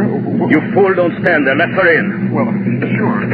Well, David, how long do I have to stand here ringing your doorbell? Catherine, I have a little surprise for you. Alex, what in the world are you doing here? Her lover. She will see him die. Alex, you're looking so strangely, darling. Don't you feel well? I think you ought to sit down, Mr. Nadova. Well, Alex, what's wrong? Here, sit down. Alex, you're not well. Why didn't you come straight home? Her hands on me, lying hands. Water, David. Get some water. Yes. Alex, what is it? Shall I call a doctor? What's wrong? When he comes back with the water, standing over Oh, me. Alex, say something. What does it say? David, hurry up with that water. I'll be there in a second. In a second, he will stand over me. The bullet must not move. Hurry, David. Yes, hurry, David. Oh, poor Alex, I'm so glad I came here to David. If it weren't for that ring, I never would have come, and I'd never have known how sick you are. Ring? Yes, the turquoise ring, dear, the one you gave me. Tell me. Well, the stone loosened in the setting, so I asked David to take it down and get it fixed. And then I stopped to get it. Oh, David, bring that water. She didn't give him the ring. I was wrong. Here, Mr. Nadova, drink this. Careful, David, you're spilling the water on him. I'm sorry. Wrong. Wrong? What's wrong, Alex? What are you saying? You do love me, Catherine. You really love me. Oh, Alex, if anything should happen to you, Well, David Smith, don't stand there like a fool. Go get a doctor. She calls him a fool. She loves me. Oh, Alex, you're trembling. You are ill. Oh, my darling, if I hadn't come here this afternoon, you all alone with that bungling David, it's awful to think of what might have been. Alex. The river. What? might have been.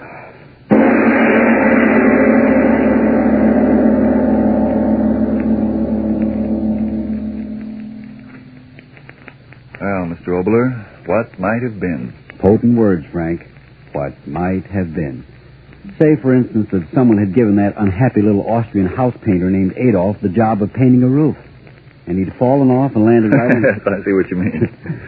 Frank, would you like to hear about the bees and the flowers? Well. All right.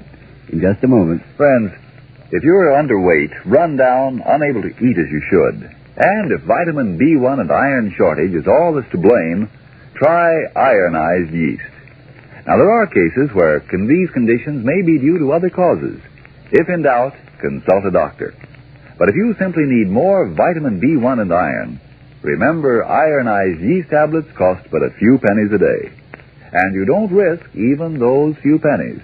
For ironized yeast is sold on this money-back basis. If you don't begin to eat better, to look and feel stronger, peppier, and more alive, the cost of the first bottle will be refunded to you in full by Ironized Yeast, Box IY, Rahway, New Jersey. And now, what's this, Mr. Obler, about the bees and the flowers? Well, once upon a time, there was an old man whose greatest pleasure in life was to take his neighbors on a pleasant little Sunday trip to the woods nearby. He'd explain to them all about the bees and the flowers and the birds. But one day on this course in nature study, the birds and the bees were forgotten. But as usual, that's next week. Yes, tune in next Tuesday again for Arch Obler's story, Nature Study. And if you need more vitamin B1 and iron, be sure to try ironized yeast. You'll know it instantly by the yellow and orange package and by the big letters IY on the container and on each tablet.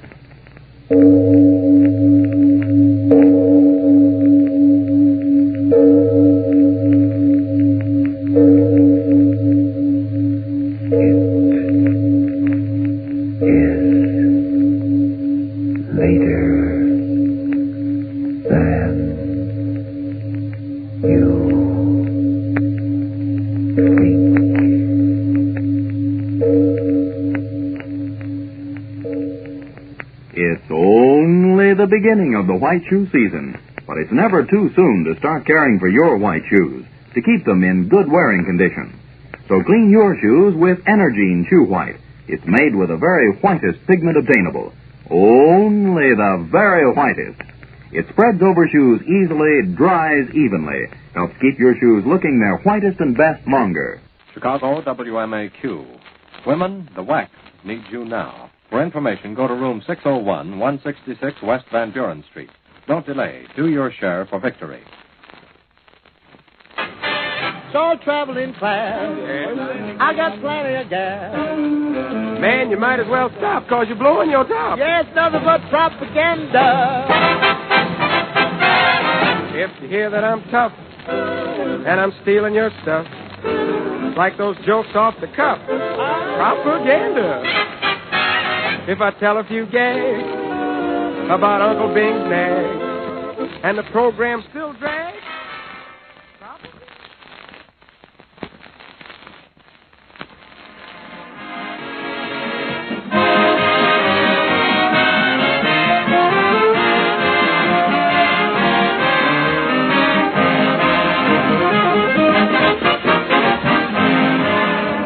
Have you ever had this experience? You're sitting in someone's living room and you suddenly notice how beautiful the finish is on a certain table.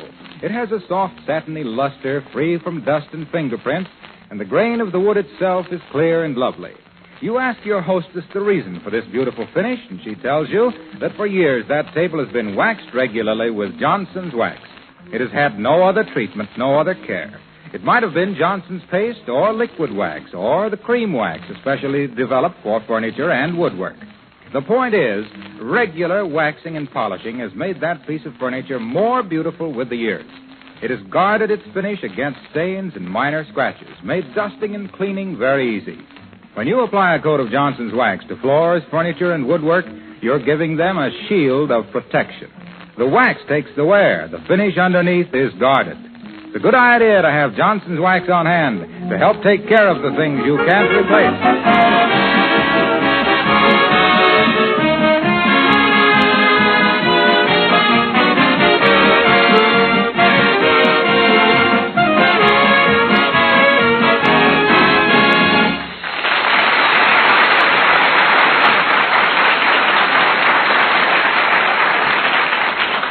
Physicians don't have much time for social chit-chat or coffee clutching these days.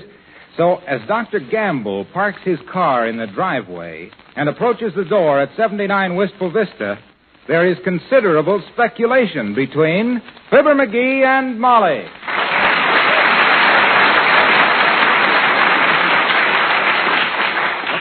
I tell you, I did pay his bill, Molly. Are you sure? Absolutely. I sent him a check just yesterday with a little note saying, thanks for all your kindnesses, and please don't cash this check till Friday. Heavenly days, doesn't he look tired? It's a good thing we have a doorbell. He doesn't look like he had the strength to use a knocker. Yeah. I'll take him upstairs to the full-length mirror. That guy needs to consult himself. Come in. Hello, Mrs. McGee. Hello, McGee. Hello, Doctor. Hi, Doc, old man. Park your pink pillows on the piano and plunk the pelvis into a pile of pillows, kid. Well, I'd love to, McGee, but I can't stay. Oh. Just stopped in to ask you folks a favor. Well, ask us anything, Doctor. Heavenly days, you look all worn out. Oh, I am worn out. I feel like something a not very discriminating cat had dragged in. Oh.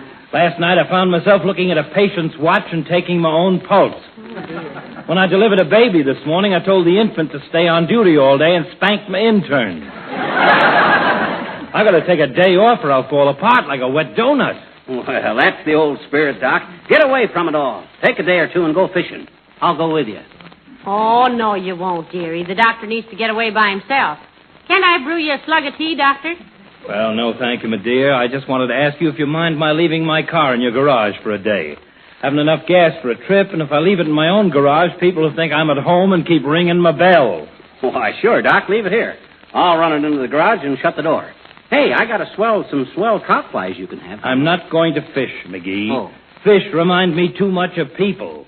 Cold-blooded, expressionless, horrible appetites, and think they're big stuff when they wave a fin in your face. Thanks very much, folks. What do you know about that? He proves what I always said, Molly. The higher the education, the lower opinion you have of people. Oh, no, he just talks like that. You know, he does more charity work than any doctor in town. Trouble with him is he graduated from Rush and hasn't slowed down since. Hey, you know what I'm going to do?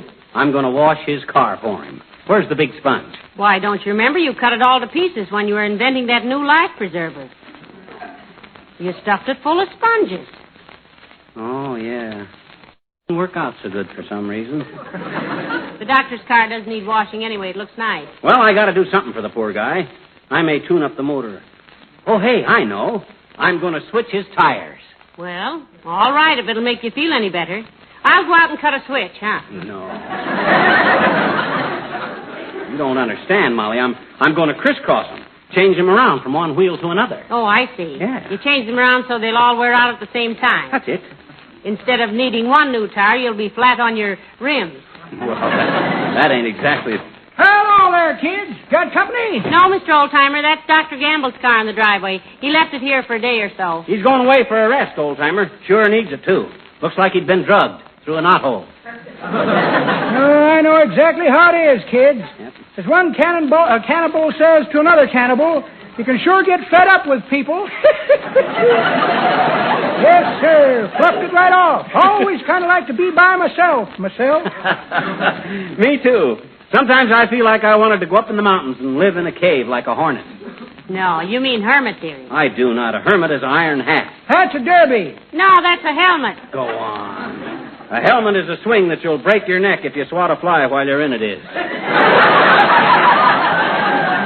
You're thinking of a hummock, Johnny. No, he isn't. He means hammock. A hummock is a little mound of earth. That's what I says. I want to go up in the mountains and live in a little mound of earth. Don't blame you, Johnny. Too many people in the world. I used to have a little ranch in Wyoming, but I gave it up. Folks pestered me too much. All day long, you mean? Well, not exactly, daughter, but it was more than I could stand. Had the ranch from 1901 till 1914. It was fairly peaceable. Then in the summer of 1915, a fellow wandered in, lost his way, stayed 2 days. Oh. Then in 1916... a couple of cowboys rode within half a mile of my ranch house and waved to me. That settled it for me. I got out of there. No elbow room. I hate crowds. Say, have you and your girlfriend made up yet? You and Bessie? Nope. But I got my eye on a new gal, kid. Oh. Librarian at the library. Cuter as a bug's ear. Cuter. Never seen a bug's ear to compare with Piggy. Who? Piggy. You mean Peggy. I mean Piggy. Walked home with her the other night, and she kept saying, we ought to go to a movie. We ought to go someplace and eat. We ought to do this. We ought to do that. And that's why I call her Piggy. It was we all the way home.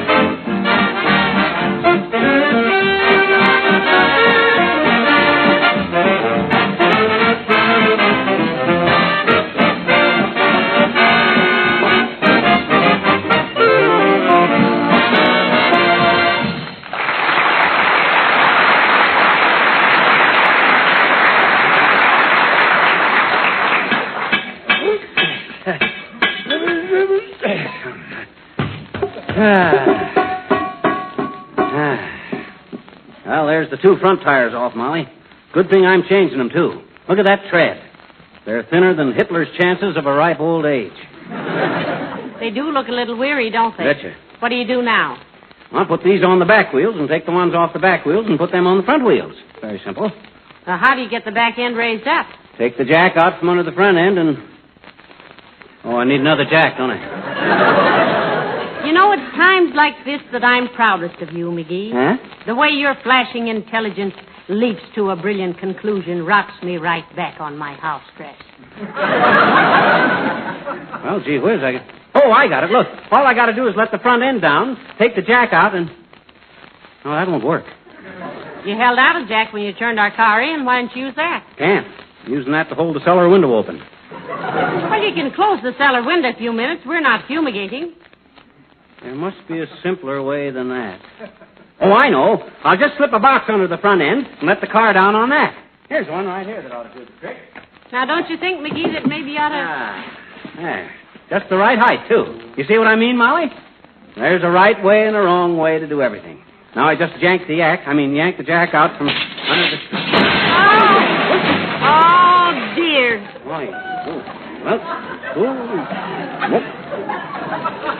Now show me the right way. Oh, my gosh, I thought those corrugated cardboard boxes were stronger than that. Any damage on your side? Not a bit, except the front axle is bent a little. That do any harm? Nah, it might make it steer a little crooked is all, but... Doc don't drive fast anyway. Where's all that oil coming from? There's a big crack in the crankcase, McGee. Crack in the crankcase? Boy, it's a good thing we discovered that. Probably saved Doc a big repair bill. Well, what do we do now, Mr. Chrysler? Well, I'll have to put the jack back under the front and... Can't get it under now. It's too low. Why don't you put it under the bumper? Huh? Under the bumper? Oh, yeah. I was just going to do that. There's always a way if you just use your brain. Yeah. Now, let's see.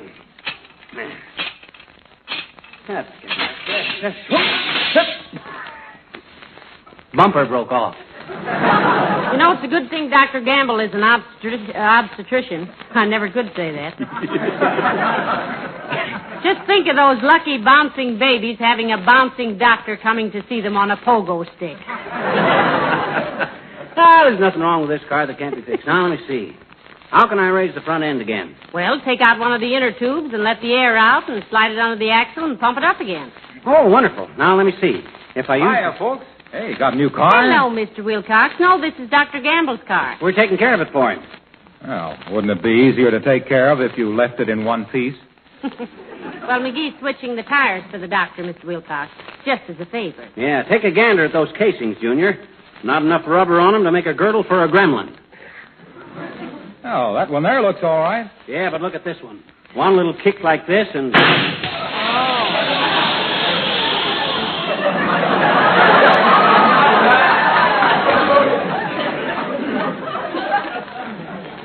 Dear Mr. Jeffers, we are writing you today because a situation has arose... Well, doggone it, I'm glad it blew up. Might have saved Doc a nasty accident. Well, that's about all you've saved him, pal. Better start patching that tire, McGee. Can't. Haven't got any tire tools. Oh, Doc's got some. Keeps them in the back seat. Stick your head in the window and see, dearie. Okay.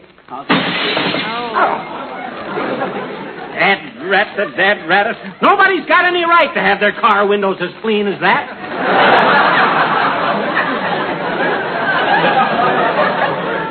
I thought it was open.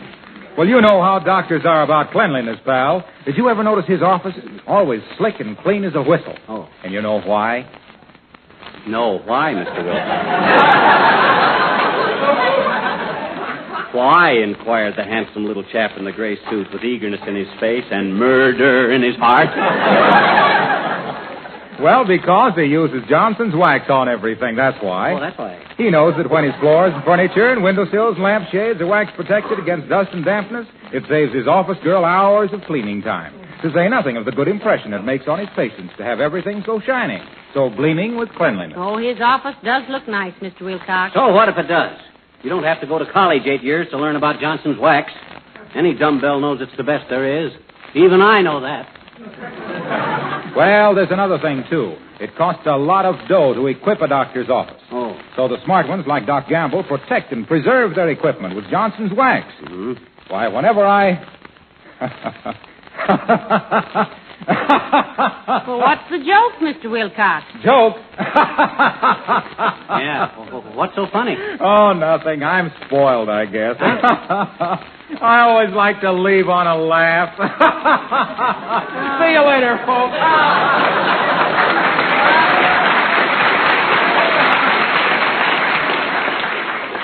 Dear, dear, what a ham. You know, McGee, I think that's why Mr. Wilcox is such a successful salesman. He laughs at everything. Yeah. You know what his slogan is? Prosperity is just around the corn. Look who's talking. Well, I got to get busy here. Wish I had the jack out of that cellar window. You know, something tells me that what we're really going to need is pure peasant strength. You better get some help. Well, who'd I get? Just grab some passerby that... Hey, there's a sailor going past. Maybe he'd help. Hey, sailor! Oh, McGee, now you shouldn't do... Well, heavenly days, McGee, look who it is. Well, I'll be a... Latrivia! Hello, McGee. Hello, Mrs. McGee. Nice to see you.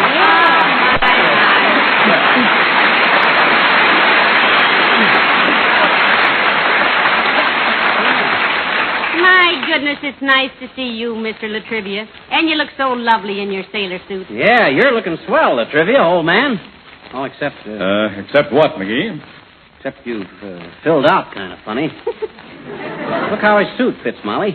He's gained around the waist and lost around the ankles. Oh, don't be silly, McGee. All Navy uniforms sit that way. Oh. You look like the Coast Guard has treated you all right, Mr. Mayor. Not mayor anymore, Mrs. McGee. Just Coast Guardsman Trivia now. I'm a first-class seaman. I'll bet you are at that. In town just for the day, Mr. Mayor, Mr. Coast Guard, just for the day, huh? No, I'm on 10 days' leave, Mrs. McGee. I secured my gear, battened down the fiddly hatches, shut off the scuttlebutt, got an okay from the CO, stowed my hammock, and came ashore for a land cruise. Ah, Latrivia, you're so salty you make me thirsty. How about coming in the house for a hook or a root beer? Pipe me aboard, mate. Oh, listen to him, will you? I just love sailors. You know, when I was a girl, I adored to read about our first American admiral, John Charles Thomas. That was John Paul Jones, Mrs. McGee. Well, what's the difference? They both earned their wheat cakes on the high seas. You get it, kids? High seas? It's sort of a fun. Ain't funny, McGee. That's strange. I was vastly amused by it. I always... What's the matter, Latrivia? I was just looking at your car, McGee. Anybody hurt in the wreck? Well, it isn't our car. It's Dr. Gamble's car. I'm changing the tires around for him, Latriv. A couple of things went a little haywire. So I see.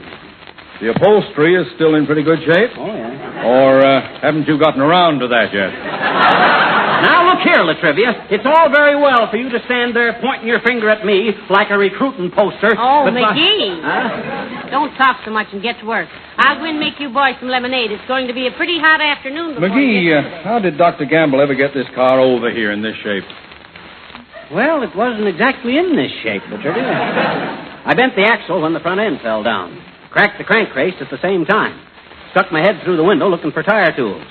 And that tire blew out when I was showing Wilcox how bad the rubber was. And all I done was give it a little kick like this.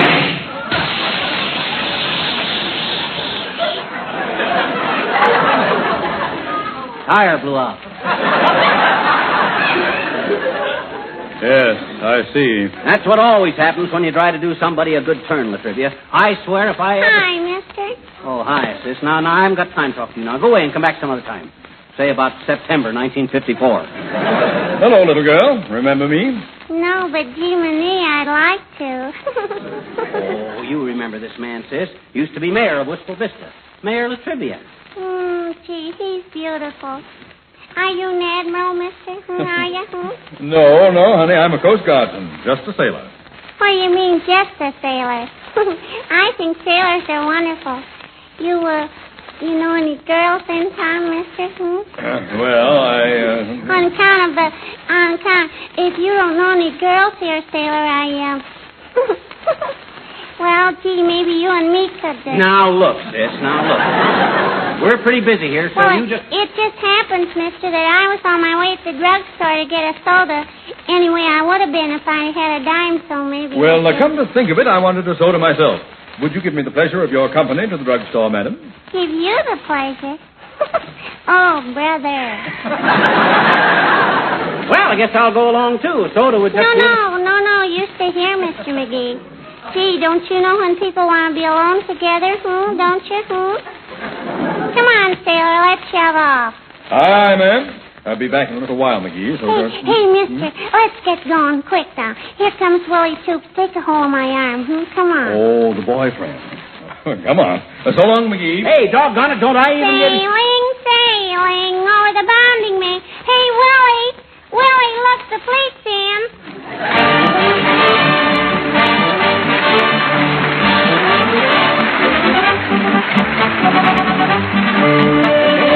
And the man with the big sombrero. You have heard of the gay caballero who'd love 'em and then leave 'em flat. But I know a gay caballero whose technique is smoother than that. The man with the big sombrero lives down in Mexico. He's got a hat as big as that, a wonderful chapeau. The man with the big sombrero is strictly on the beam. And every fair muchacha there is crazy after him. For when it rains, when it pours, they get under his big wonderful sombrero. When it's hot, out of doors, every lady loves the shady caballero. They all come around the market to gather round his cart. They push and shove for making love with him. He's such an art. This man with a big sombrero, no bigger than his heart. 30 days, hacienda, April, June, and sombrero. And my brother, he's got 32.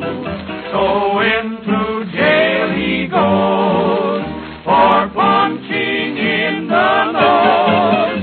The man with the big sombrero who lives in Mexico, he's got a nose just like a rose beneath his big chapeau. The man with the big sombrero, he's not so very smart. He stole the senorita who had stole my brother's heart. But when it rains, when it pours, they give honor his big wonderful sombrero.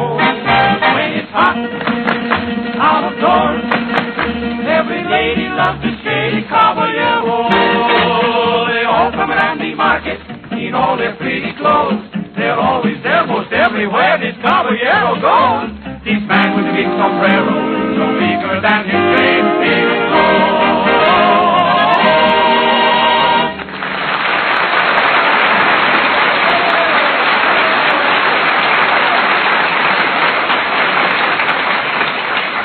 Well, if this don't work, I don't know what will.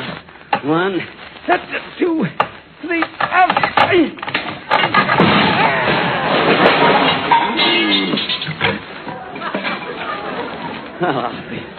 if I don't have the dirtiest luck of anybody.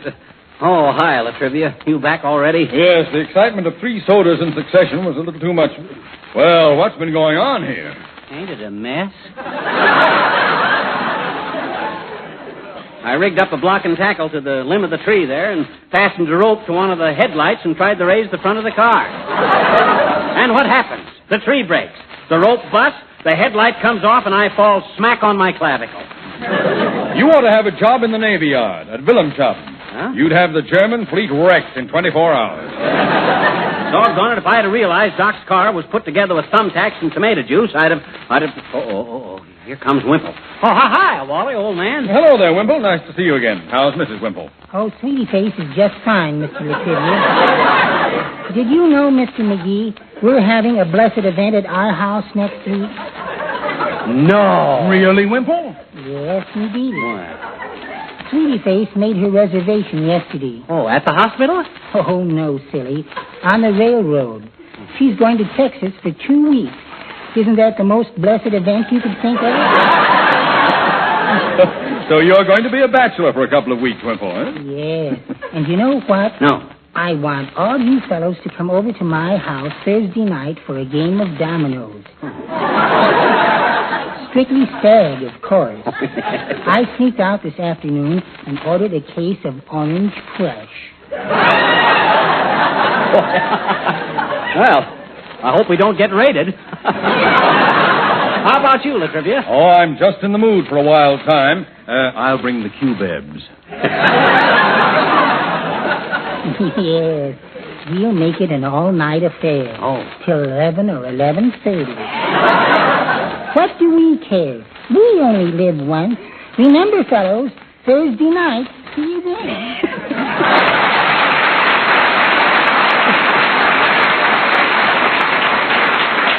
Now, that ought to be quite a fracas. I hope Wimp don't play with marked dominoes. Well, I'm glad it isn't poker. Wimple would use matches for chips, and my mother doesn't like me to play with matches. Look, Latrivia, let's see if we can't jack up the back end of Doc's car. Too late, McGee. Huh? I said it's too late. Here comes Doc Gamble now. Oh, my gosh. What'll he do when he sees what I've done to... Oh, Mama, he'll kill me. Remember, Latrivia, he hit me first. Oh, now, take it easy, take it easy. Nobody's hit anybody yet. Maybe he... Oh, hello there, Doc. Well, Latrivia, nice to see you, my boy. You don't know what it means to me to see a completely healthy human being. I'm so used to seeing pasty faces, flabby muscles, and nerves that jingle, jang, and jingle that a normal body looks like a biological freak. Take off your shirt. There you go again. Take off your shirt. I absolutely refuse. I wasn't talking to you, McGee. I meant Latrivia. Well, why, Doctor? Well, I'd like to listen to one heart that doesn't sound like a Spike Jones jam session. I'd like to reassure myself that there's one human ventricle left in the world that doesn't open and shut like a miser's purse. Boy, Hey, Doc. Yeah? You notice anything? Yes, you've wrecked my car. Now, I tell you, Latrivia, my boy. Latrivia, you're a sight for sore eyes. I was getting to the point where the only place I could see a sound physique was reading Tarzan and Flash Gordon. Feeling fine, are you? Splendid, Doctor. Never felt better. A great life. I'm as hard as a bride's biscuit. Well, that's great. That's great. If everybody would only... Hey, Doc. Will you stop tugging at my sleeve, McGee? What do you want? You ain't sore because I ruined your jalopy? Gee, I was only trying to... Don't be silly. I'm delighted. If I haven't got a car, I can't see so many people. If people can't get a doctor, they'll simply have to take an aspirin and go to bed, which is what I'd tell them to do anyway. I don't think the car's a complete wreck, Doctor. You can probably save the radio. That's the dubious blessing. Does it still work? Oh, sure it works, Doc. Sure it does. Look. See? With the all-out bombardment of Sicily by flying fortresses, Mitchell and Boston bombers, it would appear to your commentator that Sicily will be the next focal point of pre-invasion attack. Did you hear what he said? Isn't that terrific? Hey, no, we've really got something. boys. Great news, Mrs. McGee. We're going after Sicily, Molly. Looks like we take it, Mrs. McGee. What's so exciting about that? Don't you understand, Mrs. McGee? It's Sicily! The first island we've hit yet that anybody could pronounce. Anybody can stay still.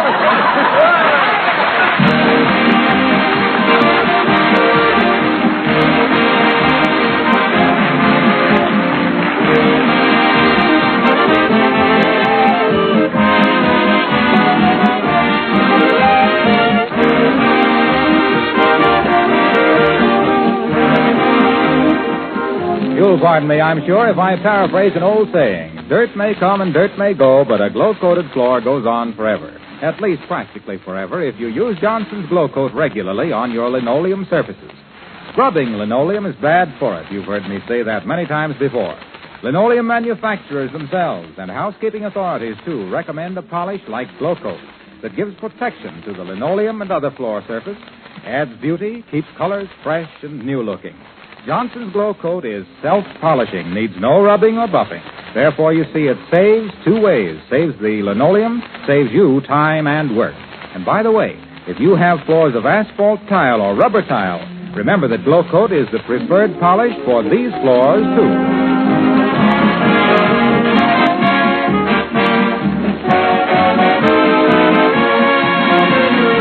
McGee? Huh? Do you realize that next week is our last broadcast for the summer? My gosh, it is. Hey, let's do something big. Let's get a lot of guest stars. Let's get Clark Gable and... Clark Gable is in the Air Force. Well, let's get Henry Fonda. Fonda's in the Navy. Well, let's get Tyrone Power. Power's in the Marine. Well, then we'll do it the hard way. We'll do it ourselves. Good night. Good night, all.